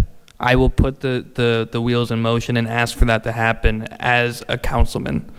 And so, Luke, keep me honest, keep me time-oriented on the project, because if there's something that can be done and they get work done, I want to know about it so I can ask Jim to put it on the agenda so we can get it done. Because what I'm finding, and I know this, but things slip through the cracks. And I hate when that happens. I hate when things slip through the cracks. For example, we have 2 appointments that need to be heard for the past year for this committee. We need to figure that out, right? So, and Nicole has been working admirably to get us on track. I think we're as close as to possible as to filling everything in. But I'm still hey, let's do it. If we can fit one in for the beginning of the meeting, let's get it done. I want to check these metrics off so you all can have the support, right? Because if we're going to do this project, if we're going to have our field of dreams, right, we have to start, and you have to have the backing. So I want you to know that you have the backing. Yes. Go ahead. I just have a quick question. I think that's awesome, and I think this plan is really, I think the vision is really cool, but I'm trying to conceptualize it in my mind. So I'm thinking the William C. McNeil bike path is an integrated thing. It's one project, right? I'm trying to get a sense to what degree is this an integrated project like that? So there will be a thing called the escape route, And to what degree this is sort of like a series of discrete projects that are all like different ways of getting across Route 1 from different parts of the town, and they're all going to be branded Escape. So, what is your name again? Todd. Hey, Todd. Yeah. Sorry, I just didn't know your name, so I'm Jay. So, if you ask Jim Manny, it was not one project for the William O'Neill project. That was spurts and bounds to get it done, right? Like it was like stages, right? That's true, but it's an integrated path in the sense that you go down the bike path. Say we're going towards Narragansett, right? We're next to Cantina Del Rio. Yeah. So you go down that way. You go past the spray paint. You go and you get to Narragansett Beach, and then the bike path continues to go around the school. Or if you're smart, you go down the old dirt road right there, past the pond, jump into the park right there, and then jump in. Don't go on the sidewalk, but then you go on the back road right there, and that's the end of the bike path, right? That's not the William O'Neill bike path, but it is the William O'Neill bike path. That's what we have right at this moment. So my idea for the escape path is it starts on Pond Street, goes underneath Pond Street, and then there is an old trail that runs from Pond Street through the woods on the power lines that opens up into Spartina Cove. Then it pops out into Spartina Cove, and you're in the back of Spartina Cove, and then you're right next to Route 1 Post Road right there. Then you would continue on a bike lane right there. So I guess I'll come over here.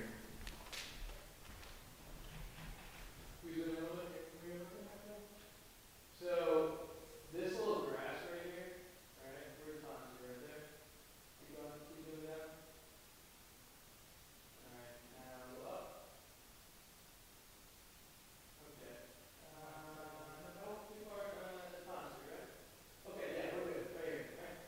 Okay. See that line just through the woods right here? The little line? Yeah. So that's power lines. That's an old power line. There's another one that goes, you can kind of see it's kind of crooked, right? Right here, right there, right?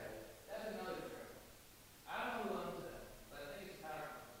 Why do I say that? Because my friend Kyle Brown, and the Browns live in the undivided, I don't know what the undivided is. But the undivided, if you scroll down, is a property that's owned by the Paul families that were back in the day, the Cross, right? So yes, all this is called the undivided. None of the people own that property. They all own their house. They own the house, but not the property. It's a family trust. On the right of that, because I walked through all these trails, is the old electric company and the power lines that go across. Great place to walk dogs for a lot of trails. Point is that I figured out that there was a way to go from that power line through the Spartina Cove, and then you're over there. So that gave me the idea. What if we built a way to get from Pond Street across right there to, like, people in Spartina Cove, I doubt would want to do it, right? We'll want to have more traffic there. Fine. But there's got to be a way that this land right here, where you can build out 12 feet across that gets to Route 1. And there's paper trails all through Campbell Road and stuff that lead off into South County Hills. There are a ton of roads back there, and these are roads that members of South Kingstown citizens used to use all the time. They're just overgrown, or they're owned by the power companies since World War II. So anyway, the whole point of what I was saying here is that you go on to Salt Pond Road and Pond Street, right? Go down Pond Street, somehow there's a connection over here, or safely go this way. You're down to Route 1A, right? All the way across. You expand the bike path over there. Then, like Jamie Rabbit once said, you can probably build some type of connector to where the farm stand is right there. And what we have already built from that point is a connection point to Matunic, because if you get to the farm stand, you can get to East Matunic through South County Hills, or the bridge of South County Hills, right? You go down Quarry Lane, left on the track, all the way down to the go in, take a far over the right, walk your bike to the beach, all the way to Matunic, and you're at Matunic, and you can go to the town beach. Now, is that the escape path? Possibly. Is it utilizing other parts of this town, this land that is being unused right now? Possibly. I don't know the answer, but I just have ideas of how it could be.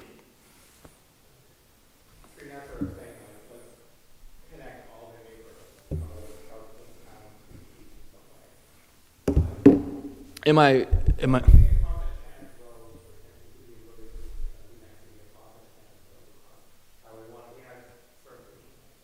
Do you know what so I'm already dreaming big, but you know what the smart idea for 20 years from now is that you build the South Kingstown Belt. It's the escape path to the beach. You can connect to Ministerial. There's a bike lane on Ministerial that goes down to the bike path, the William O'Neill bike path in West Kingston, and that connects you back into town. One big circle. But you can't propose that as a councilman. Oh, no, I did it on camera. Oops. The point is that that's a safe way of doing it, right? And I don't have all the ideas. I think there's a lot of good ideas how to make this town safer. I think there's a lot of different ways of how to invest in a fiscally responsible way to make this town more accessible. And the amount of feedback that I got from people being like, I would love to run with my daughter in her stroller to the beach safely, night and day. I mean, and let me also say that there is a plan through the Waterfront Advisory Committee that they want to ensure public access, and there was ideas to connect having a path to Marina Park. And the problem with Marina Park at this moment is that there's no bridge that you can go over besides Route 1 to get over to Pond Street, right? That's the bridge that goes under, you go underneath there and you paddle up to the Mews. So that's what I was like, if there was a path there, I'd be like, oh yeah, well, so the path should go to Marina Park and then you can go that way, but you can't at the moment. There's no way to get over the bridge. You know, along those lines, just so the BPAC's aware, there is a line item in the capital improvement plan for that plan. So the manager and I took a boat ride with the harbor master over the last summer, and he was describing this. We actually took a ride under the bridge, and there's some long-term thoughts on the town, maybe even getting some slips and whatnot over time, where people, the big idea was people could come on a boat, get off, get on a pathway, and walk all straight to Main Street without having to get on a roadway. It's a lofty plan because obviously, talk about wetlands and permitting, you got it. But nothing ventured, nothing gained, so we did put money into the budget. Unfortunately, this year it got reallocated knowing we had a new boat coming. Mm-hmm. There was a jet dock that we needed for that boat, and the manager decided, you know, with recommendation from the harbor master, to go ahead and reallocate those funds. But it is in there, so councilman's aware, you're aware, future CIPs, it could certainly also fuel other studies. I'd also think that if it's possible to farm this work out to a lively graduate student at the University of Rhode Island or something like that, I think that that's a way of saving some money. And like I mentioned, I don't have all the ideas, but I do know that it's the right idea to reconnect our villages to the shore.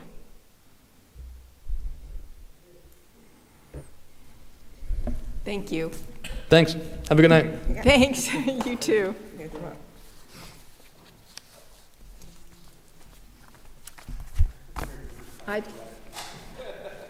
A lot, and we should talk about putting this on the next. Thank you. Thank you. Bye. Maybe putting this on the next agenda as a way to, you know, really talk about it among ourselves in what we're capable of, what we, you know, how we can work with the town and what all the resources are that we're going to need in order to move this ahead. Put this as a recurring item. Yeah. Under recurring items. Right. I'll motion for exploration and discussion of Jay Regiment's escape plan as being part of the discussion for the next agenda. Yes. Okay. Anyone second? A second? All in favor? Okay, all righty. Does anybody need to take a little break? I have to get some water. So we just take maybe like a 5-minute break? Okay.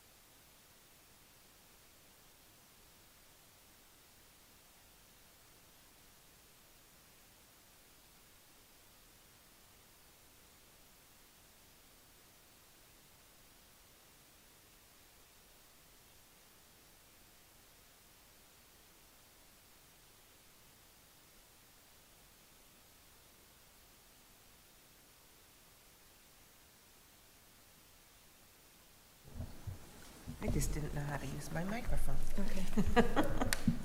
All right, we're just going to try to zip through some of this, and I have a feeling some we'll have to just table until the next meeting.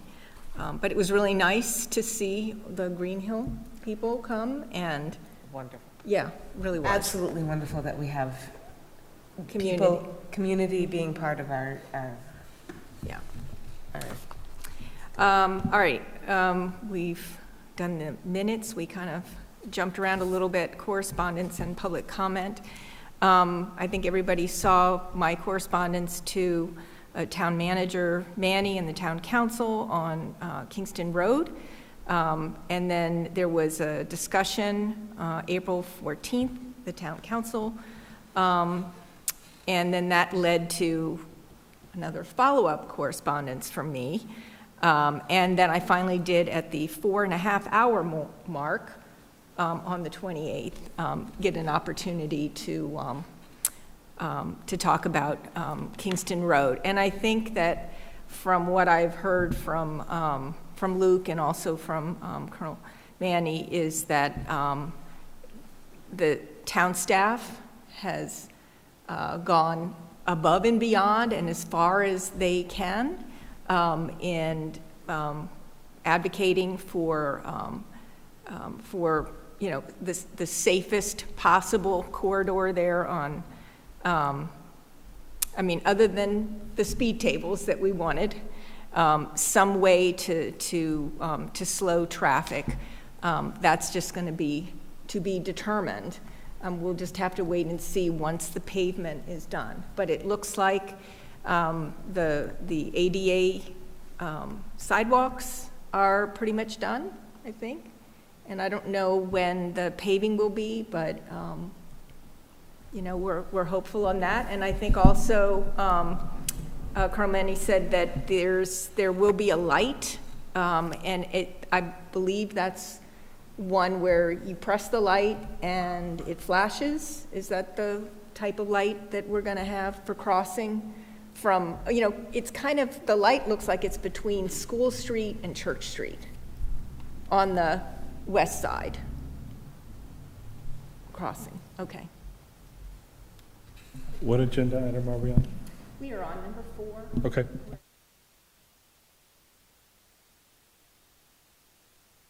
Did anybody have any thoughts just to kind of close out Kingston Road for now?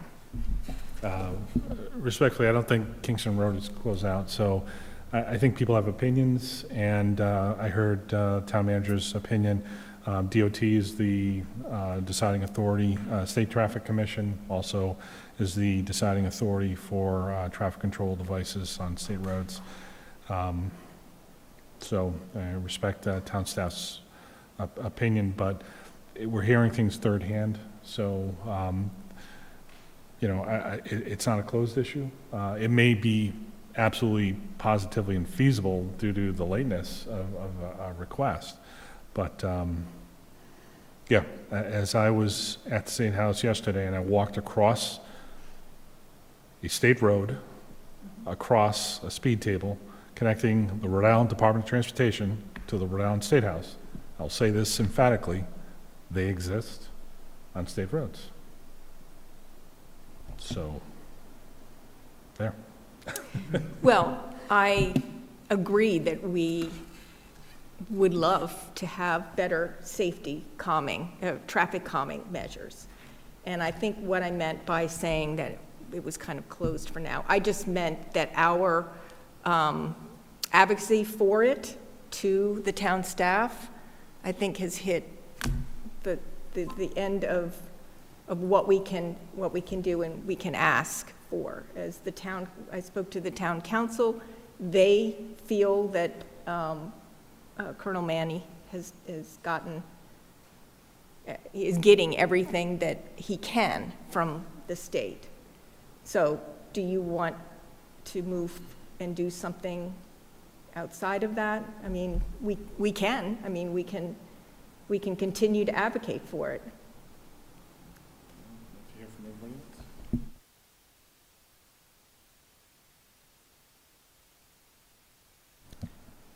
First I want to thank you for all the communication to everyone, to the town council and to the state. That has been wonderful. The question is are we spinning our wheels if we communicate more at this point in time? That is, or are we just screaming into the air, or is it going to have some sticking power? Yeah, that was sort of the impression I was getting, is how much more can we do? Like I'd love to push more for the speed table, but are we actually going to get it, or is our time better spent on other things? Ken, in your experience, what is it like to put a speed table in after? I mean, let's say they continue on, they pave the road, and then it's obviously a big problem. There's a lot of speeding, it's very dangerous. At that point, what kind of leverage do we have? I don't want to speak to leverage, but I think, just as we were talking about with the Green Hill folks, I think there's a progression of safety enhancements that can be done in certain corridors, and I'm very happy to see the town staff has pushed forward successfully in getting neck downs installed, the rapid rectangular flashing beacon across from, I think that's Church Street, which leads into Old Mount Field, and presumably will connect with all the foot traffic from the high school. So I think that's wonderful. Yes, you can always go back and if there's issues or if there's momentum to want to slow people down as they go in and through the village of Wakefield and Peacedale, absolutely, that's easily done. It costs money. It's a state road, and it could be done. There may be other things that become more readily apparent as far as tactics to slow traffic down after the sidewalks are completed and the traffic control device is installed and the road is paved and the road is striped. So there may be other things that are not readily apparent right now. So I think, collectively you get what's gettable, and the town pushed as hard as they could. The town manager reported out on it.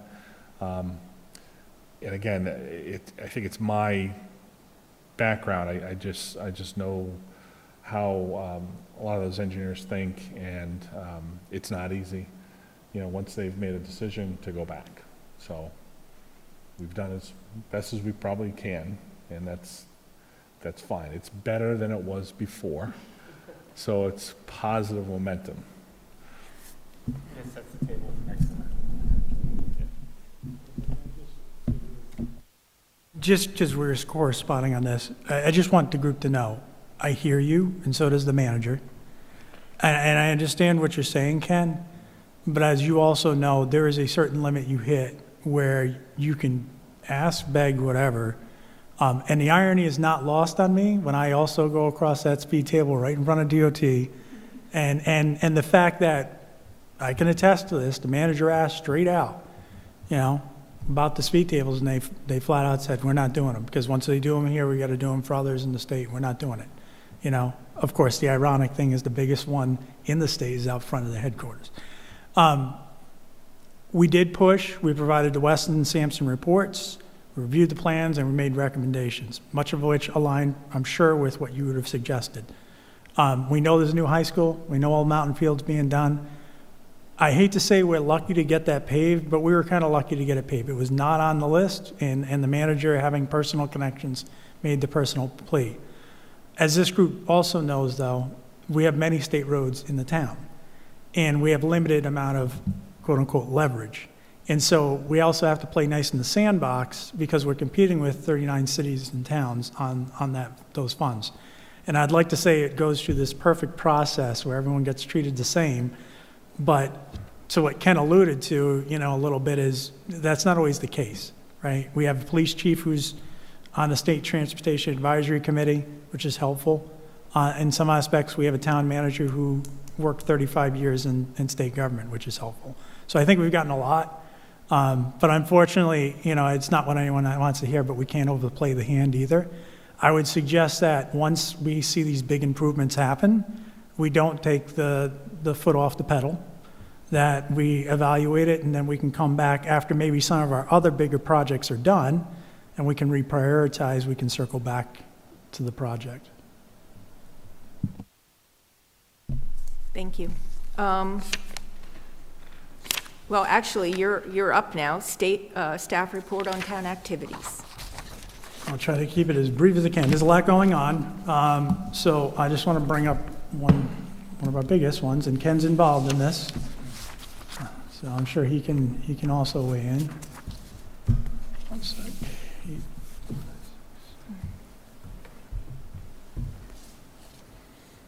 I just wanted to bring up 138. So as we all know, 138's been a long-standing project.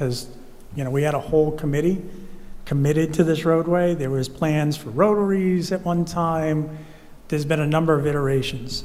As Ken can attest, the state very quickly has pivoted over the past year and said, nope, we're going to do this as a design-build project. And we're going to advance the Amtrak bridge, the improvements there, and make this one big project. So we're taking everything from Route 2 to Route 108, we're going to repave it, we're going to do improvements. But the question is what those improvements look like. So I was on a call last week, Ken was on there as well, so he can give his perspective. I thought it was a good conversation, but clearly RIDOT wants to move this along. Their timeline is that this summer that they'd like to get an RFP out for a design build team. By late this year, early next year, they're looking to get that team onboarded and then have shovels in the ground prospectively by winter of 27. That's correct, right, Ken? If I remember correctly? Yeah. Winter of 27. So we've had a couple meetings in true RIDOT fashion. I think they want to be collaborative, but they don't want to be collaborative. They don't want, you ask the question, you get the answer. And so, we gave them, I was pretty forthright in saying, as far as Kingston Village, about sidewalks being on both sides of the road. Mm-hmm. I would also advocate for some obvious other improvements, lighting maybe being one of them, maybe more village style, some additional enhancements. Again, I would, bike lanes might be, that's a pretty big right-of-way. Up until the Plains Road interchange, and then I think that the flavor of RIDOT I could get is likely to have sidewalks on the north side of Route 138 extending up through Upper College Road. As we know, there's some hurdles there. They're looking at a light to be installed at Keeney, the entrance there. The warrant proved out, so they're looking at making a signalized intersection there. Moving up to Upper College Road, we had a discussion about the historic district. I don't know how that's going to play out. Brick sidewalks are all in that area, and I don't know what the flavor is to rebuild those. Some are in good shape. I know, they could use some work. So right now it's in an earlier phase. What I suggested to the leadership at RIDOT is the town create a comprehensive memorandum to RIDOT to basically say, here's our wish list, right? So my ask of this group, and I'm going to be asking the same for any of the boards and commissions that involve themselves, which are limited with this type of work, is to draft a memorandum of things that you would like to see. Right? And it's a short time frame because I need something within the next couple weeks. So we're going to have to work a little bit online with this. Okay. So you can certainly communicate your thoughts to me, and I can aggregate them and then maybe work with Dorothy or whoever you want to designate to kind of aggregate this in a bullet point list that we can put from the chair, okay. Aggregate all the input, kind of the bullet points into a, couple paragraph letter to DOT saying the BPAC views it as this. What my goal and strategy is say the town would like to do this. But it's because also we're getting community members who are forcing the issue, right? And this is where you can help advocate. I think they're open to the idea. the impression I got is, and Ken, I don't know what your thoughts are, open to the idea of sidewalks on both sides of the roadway along Kingston Village. Okay. But that's going to cost more money, right? So whether they ultimately prove that out, I don't know. There's a lot of cost in this project, especially with regards to the bridge, because you're going to try to build the bridge while keeping traffic going over one lane in each direction. And part of that meeting was about emergency public safety. So there's cost that goes along with details and maintaining emergency access, things along those lines. So I don't know exactly what they have allocated for this project, but I'm certain that at some point we'll find out, because they'll start trying to value engineer it. So, Ken, did you want to say anything on this? Because you were in the same meeting I was, and you're involved in this one.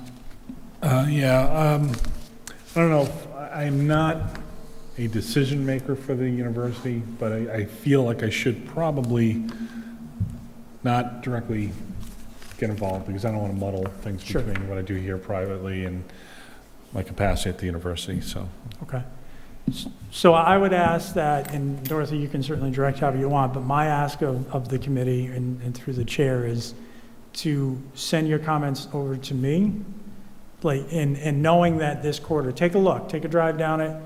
What are your general thoughts? You don't have to be comprehensive in every way if you just have a few thoughts and say, hey, I think this. But I need some aggregation, like, do you want a bike lane all the way down this? I mean, obviously, the bike path crosses it. Mm-hmm. We have had discussions about the beacon, both beacons, one at the village and the other one that crosses at the bike path. Are those the most effective things? Can we consolidate, things like that? We're still talking internally about that, whether what we want to recommend. There's probably a couple different options. One thing we know is that the beacons that are there, people don't truly understand what they do. I think having a standard traffic light would probably be best that just goes red. I think you guys might agree with that. It's a lot of money that they spent on those that doesn't seem to be as effective as it probably should be. My husband's colorblind, he doesn't understand those beacons at all. But that's just, just one of those things. I do have a question. Between Plains Road, I may have not just heard this, but are the sidewalks continued between Plains Road and Liberty Lane or down to Route 2? Or on the north side of 138? Or do they just end at Plains Road? No, they don't end at Plains. You're saying going east? Going west. Going west. West from the bridge? West from Plains Road to the bridge. So from west from Plains Road to the bridge, we're advocating for sidewalks on both sides, because you have residential, you have the post office, you have the courthouse, you have the train station coming from URI. That's the biggest one. And what came up, and I don't know the details, but URI is looking at some improvements to Plains Road. So I would suggest that we have strong pedestrian access or connection from our new intermodal hub to the university. From the bridge heading west, we really didn't get into conversations about sidewalks.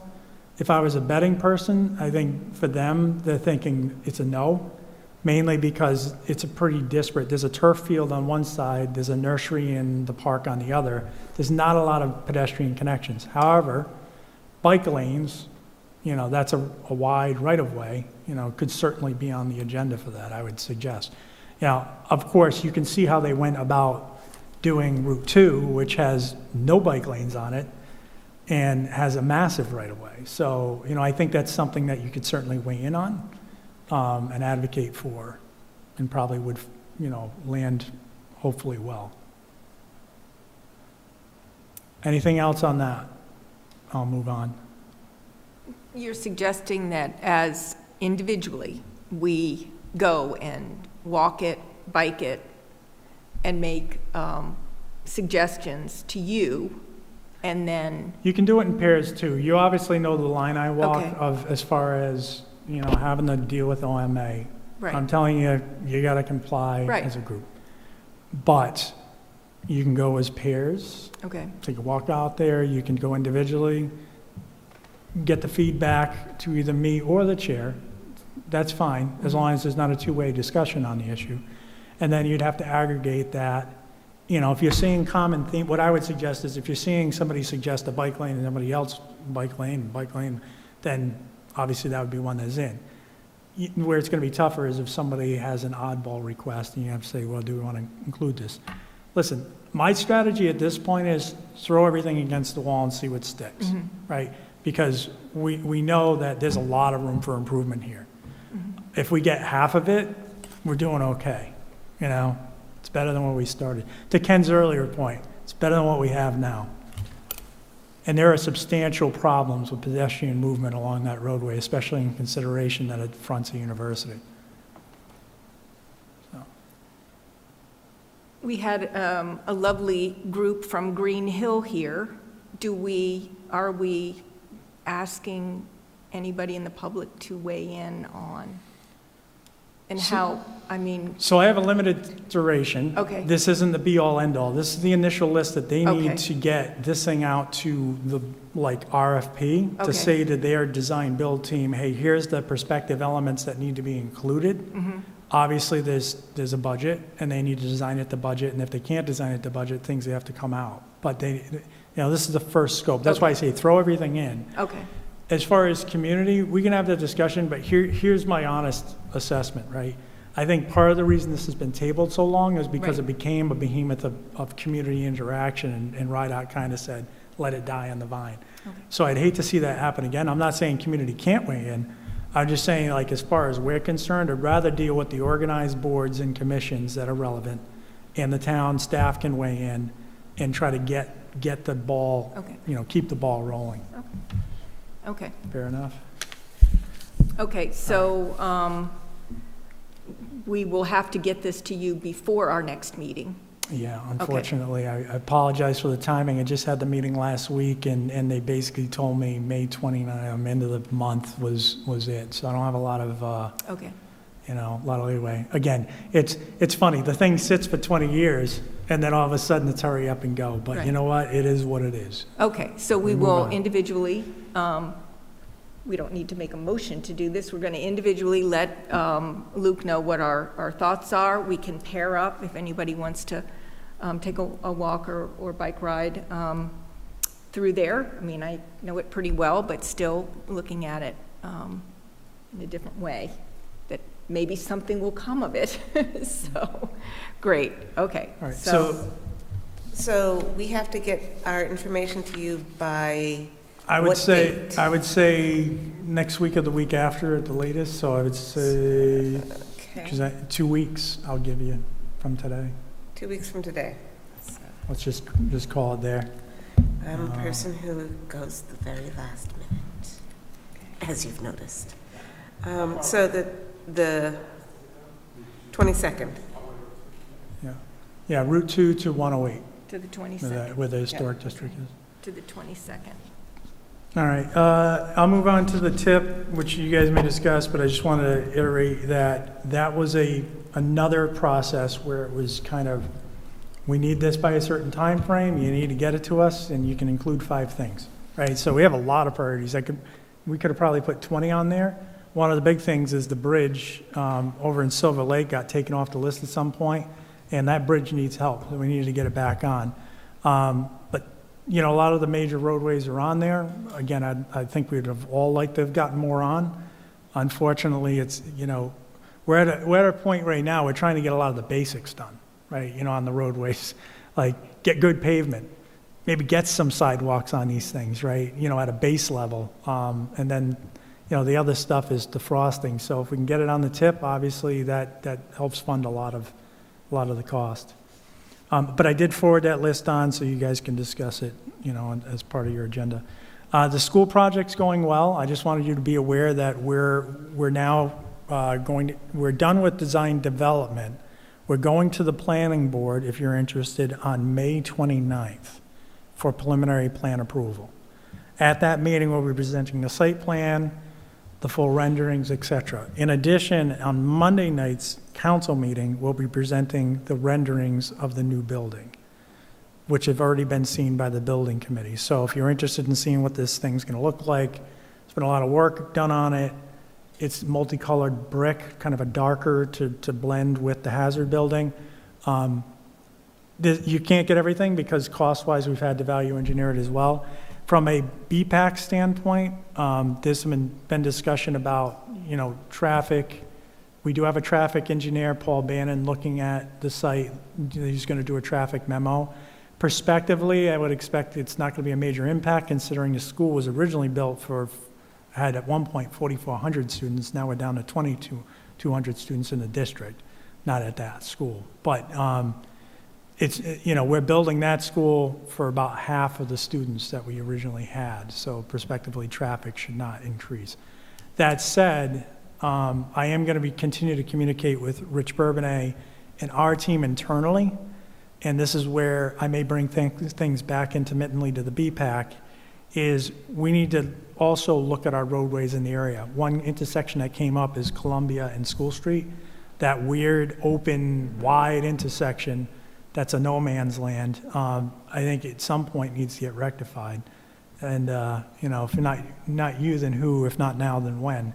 So I think that's a separate process over the next couple of years that'll go in tandem about looking at that area to have some recommended improvements to make the better connections from the bike path to the school, from the school to Main Street, from the school to Old Mountain, are the things that we can do, right? Right now, it's all hands on deck on the school project because the next couple months are critical. In order to stay on schedule, we have to get through the planning process, DEM, RIDE, and then we have to get the bid packages set up, get pricing back, and then we got to get a shovel in the ground, which right now is scheduled for August. So that's a lot of work in a couple months. So, and I'm the primary liaison on that project, so I'm paying all the bills, so to speak. We're going to be going out the bond for the funding very soon, too. I was on a bond rating call yesterday. All right, RIDOT safety survey. I know this was on the agenda.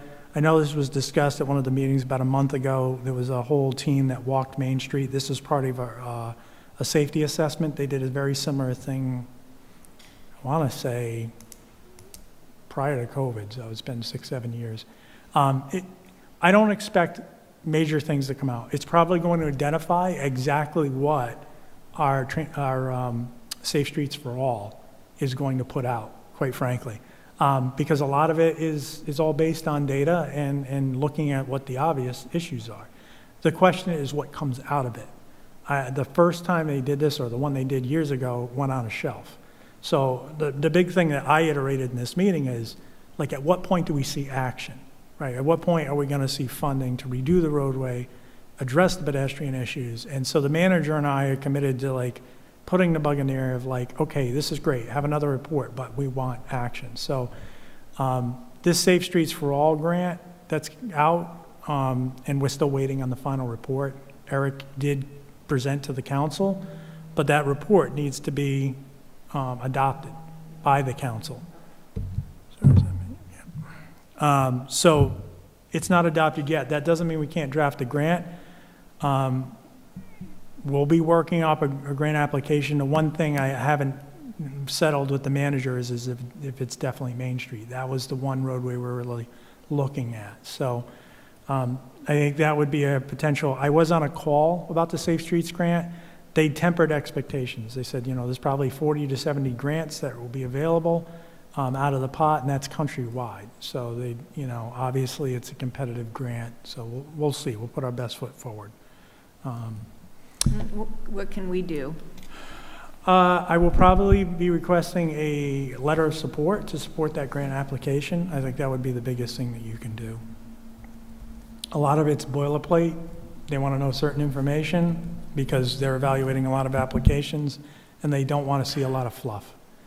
So I'm sure Ken knows this. Like, when you go for these bigger grants, they don't want you to write, wax poetic on paper. They want to know what the facts are and what the contents of the project are.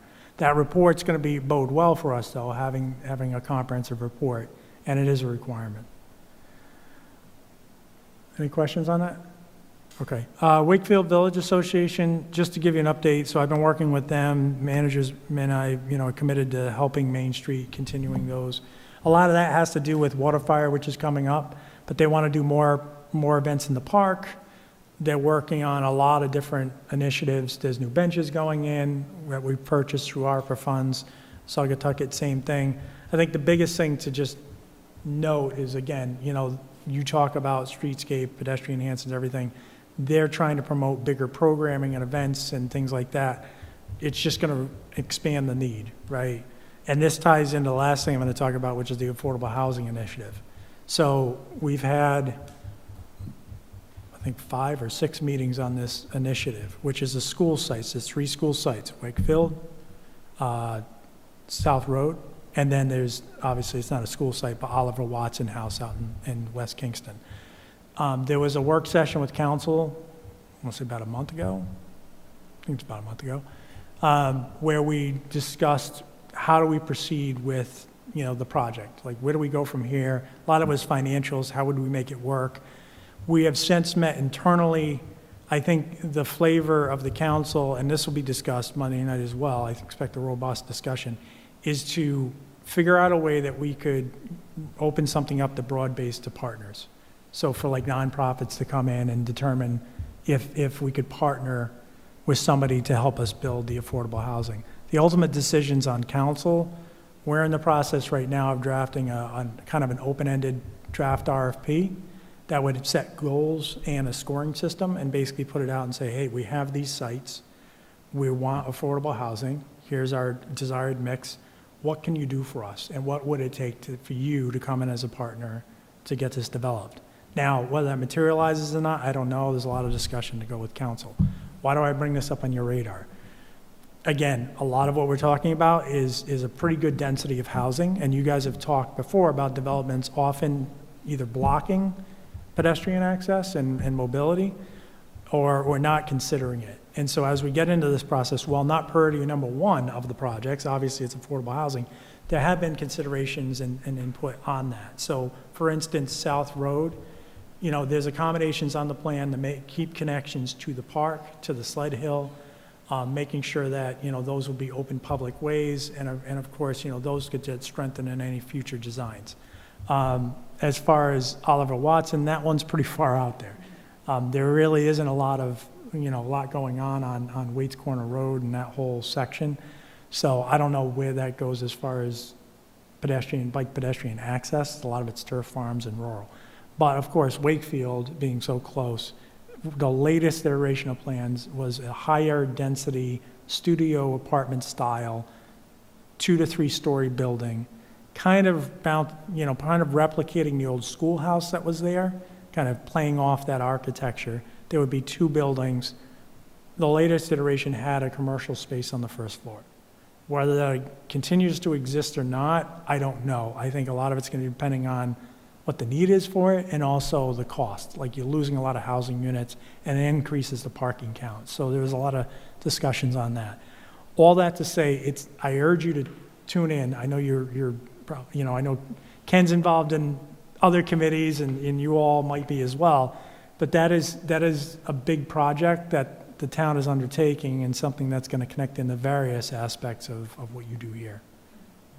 Are you looking at all 3 simultaneously, or are you looking at which one you want to choose between the 3? So right now we're looking at all of them simultaneously. They're all very unique in the way you would approach them because both of, let's say, utility infrastructure, walkability, things like that. So there's discussions being had about, should we undertake all 3 projects? I think there was some discussion at the last council meeting on this issue, which was the realization that this is all new to us and it's a big project.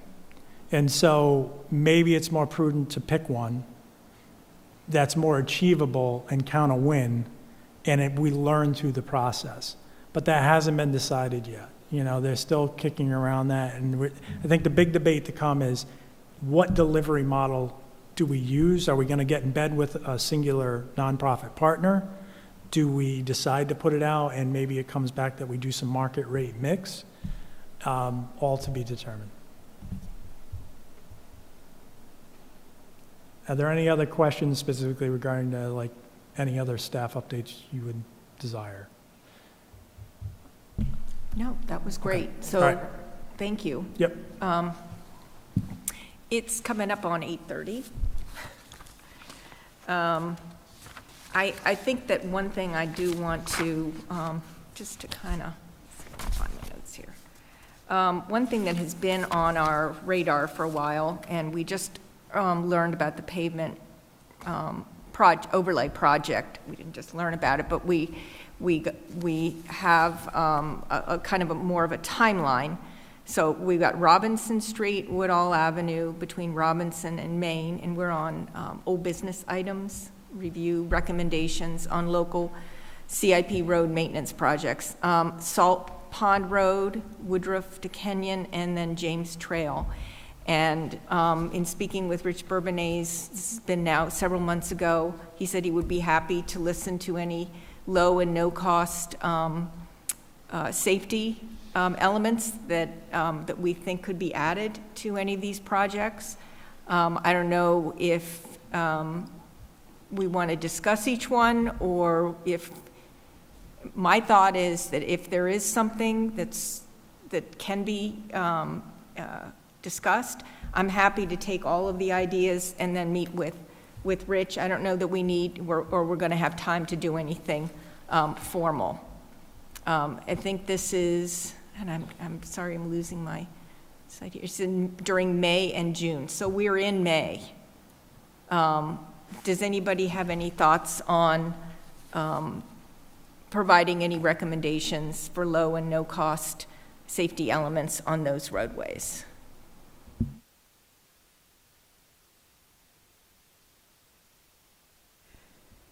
Didn't we provide them earlier in previous? I think we kind of threw it out there, but I don't know that we ever finalized anything. We never did anything formal? I don't think we did. Okay, then, and since Robinson is currently in the process, the milling process, I don't know about the other streets, but that one is currently in the process. Should we do like we are going to be doing for the other thing, which is send you our thoughts, and you put it into a formal? I can do that. Yeah, I can do that. Okay. If we could just say that if anybody has, through walking or biking or talking with folks, if there's anything, lighting even, I mean, he's paving, but just looking at these roads, if there's any striping, any additional signage, crosswalk, I can talk to Rich about it. Yeah, I mean, so we did go through the process, and we did come up with some recommendations, so I would just go off of those recommendations. Robinson in particular, I can just give you my anecdotal opinion. When I want to go to Narragansett, if I'm going to Stop and Shop, Calvito's, whatever, on my bike, I'll ride the bike path, I get off and hop on to Robinson, because then I can get onto Woodruff, and I make my way, that way over into Narragansett. Because Robinson is also close to not only the bike path, but Stedman's, I mean, it kind of lends itself to being considered for a share the road sign, or perhaps a share for striping, as a low to no cost enhancement. And it is, and you can also make your way and all the way out to the other end of Kingstown Road. So I'm not sure how far that would need to be extended. As Luke's showing right there on the map, the bike path crosses Robinson again at that end. So, it's, I think more than anything, it's just a question. If, you want to pass it by Rich. And these are things that could also happen at any point in the future. Right, yeah. I think that the paving would be the only thing, is if we wanted, and I think he's just going to redo the crosswalks that are there. So I don't I mean, looking at these, I didn't really see anything, because Old North Road was the one that we had the most discussion on, and we came up with some ideas, but that is not on this list. And I'm guessing James Trail, I mean, that's That's a nice country But road. that's just a very short part that's in South Kingstown, right? Then it goes into Richmond? Yes. Okay, so. And I mean, that's a country road. You're not gonna do anything with that. It's nothing to. Sidewalk. Kidding. It's getting late. Okay, all righty. We talked about, I'm going to move on. B, review Safe Streets for All, final report. We just heard from Luke on that, and so we've not seen the final report, but we're going to provide a letter of support when they get ready to do the grant application. We went over, C was review SK STIP, and we've kind of gone over those with Luke. Okay, D, Bike to School Day is May the 23rd, and this, I heard, 23rd, not the 30th? well, she said the 23rd, and then the rain date was May the 30th. And this is Rachel Dahl, and if anybody wants to take this on, and knows her and wants to reach out, that would be great. She posted something or she sent I appreciate this. your response to her regarding the food. Okay. But that was a very nice response. Okay. Just saying. She had asked if the committee wanted to provide, I guess, breakfast or food or something. We don't have a budget for that. But anyway, she has time, 7 a.m. to 8:30 a.m. with rolling departures to SK High School, Broad Rock Middle School, URI Bay Campus, URI Main Campus, and then Peacedale Elementary School.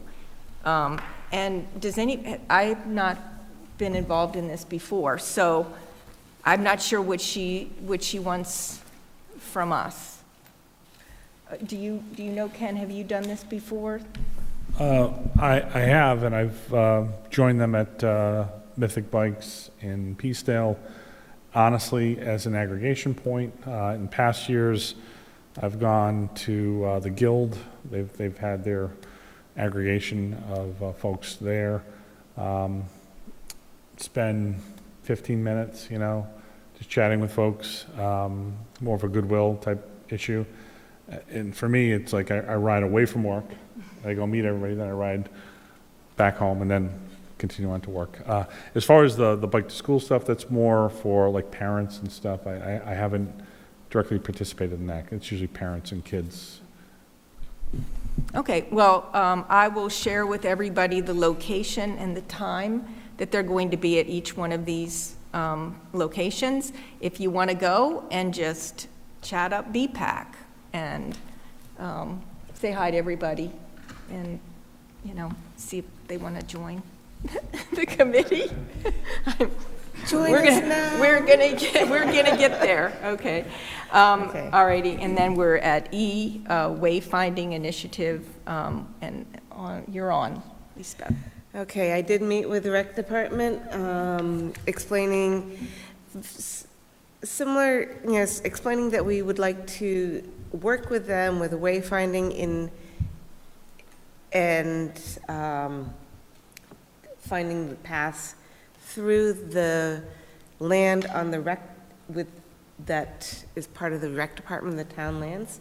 I did speak with Luke about this, and hopefully we'll be able to work on this in the future. I think most of it is that this rolls into what Jay's talking about and can easily be put onto our recurring agenda. Okay. So most of it is, we've discussed a lot of it, except not specifically what the rec department said, other than they are in full support and happy to work with us on this, which is kind of key.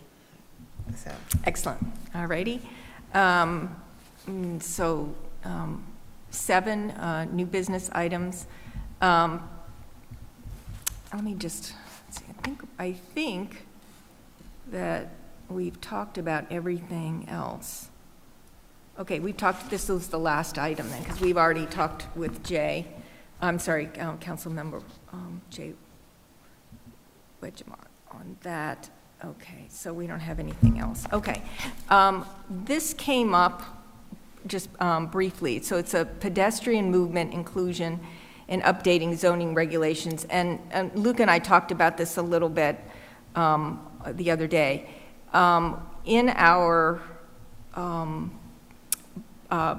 master plan, number 7 under recommendations was amend town public safety and planning subdivision regulations to incorporate design standards for infrastructure improvements containing pedestrian, bicycle circulation for on-site facilities and connection to adjoining multimodal networks, neighborhoods, and villages. And this is part of the Community Comprehensive Plan land use goal. It's an action item. So I don't think we want to get started on this this evening talking about it, but I think that this is our way into to maybe talking about how we can help with easements. We're talking about how, just like Luke was saying with these affordable housing, how we can make sure that people can move from one part of town to another when there's a development, going on in the middle of it. And so to be continued because it's getting a little bit late. But I just wanted to put that out there, that there is, through the Community Comprehensive Plan land use goal, and it factors into what we've been talking about previously. So, anybody have anything else that they want to talk about regarding, let's see, what do we have on our, okay, recurring discussion topics, bicycle mobility plan, coordination with other committees. Is anybody, I know you're working on the 250th. That's not really BPAC related. Does anybody have any interest in connecting with any other committees or boards or councils? my only question is there something that is timely that we need to work on with other boards or committees? I'm not hearing anything yet, but I'm just putting that out there. Okay. Department of Housing? Yeah. I could go to one of their next meetings and say that would like to be part of it, or somebody else could if they're. Well, I think you said you had there's a meeting coming up, town council meeting coming up with affordable, yeah. Monday is going to be a big discussion, Okay. I'm sure, on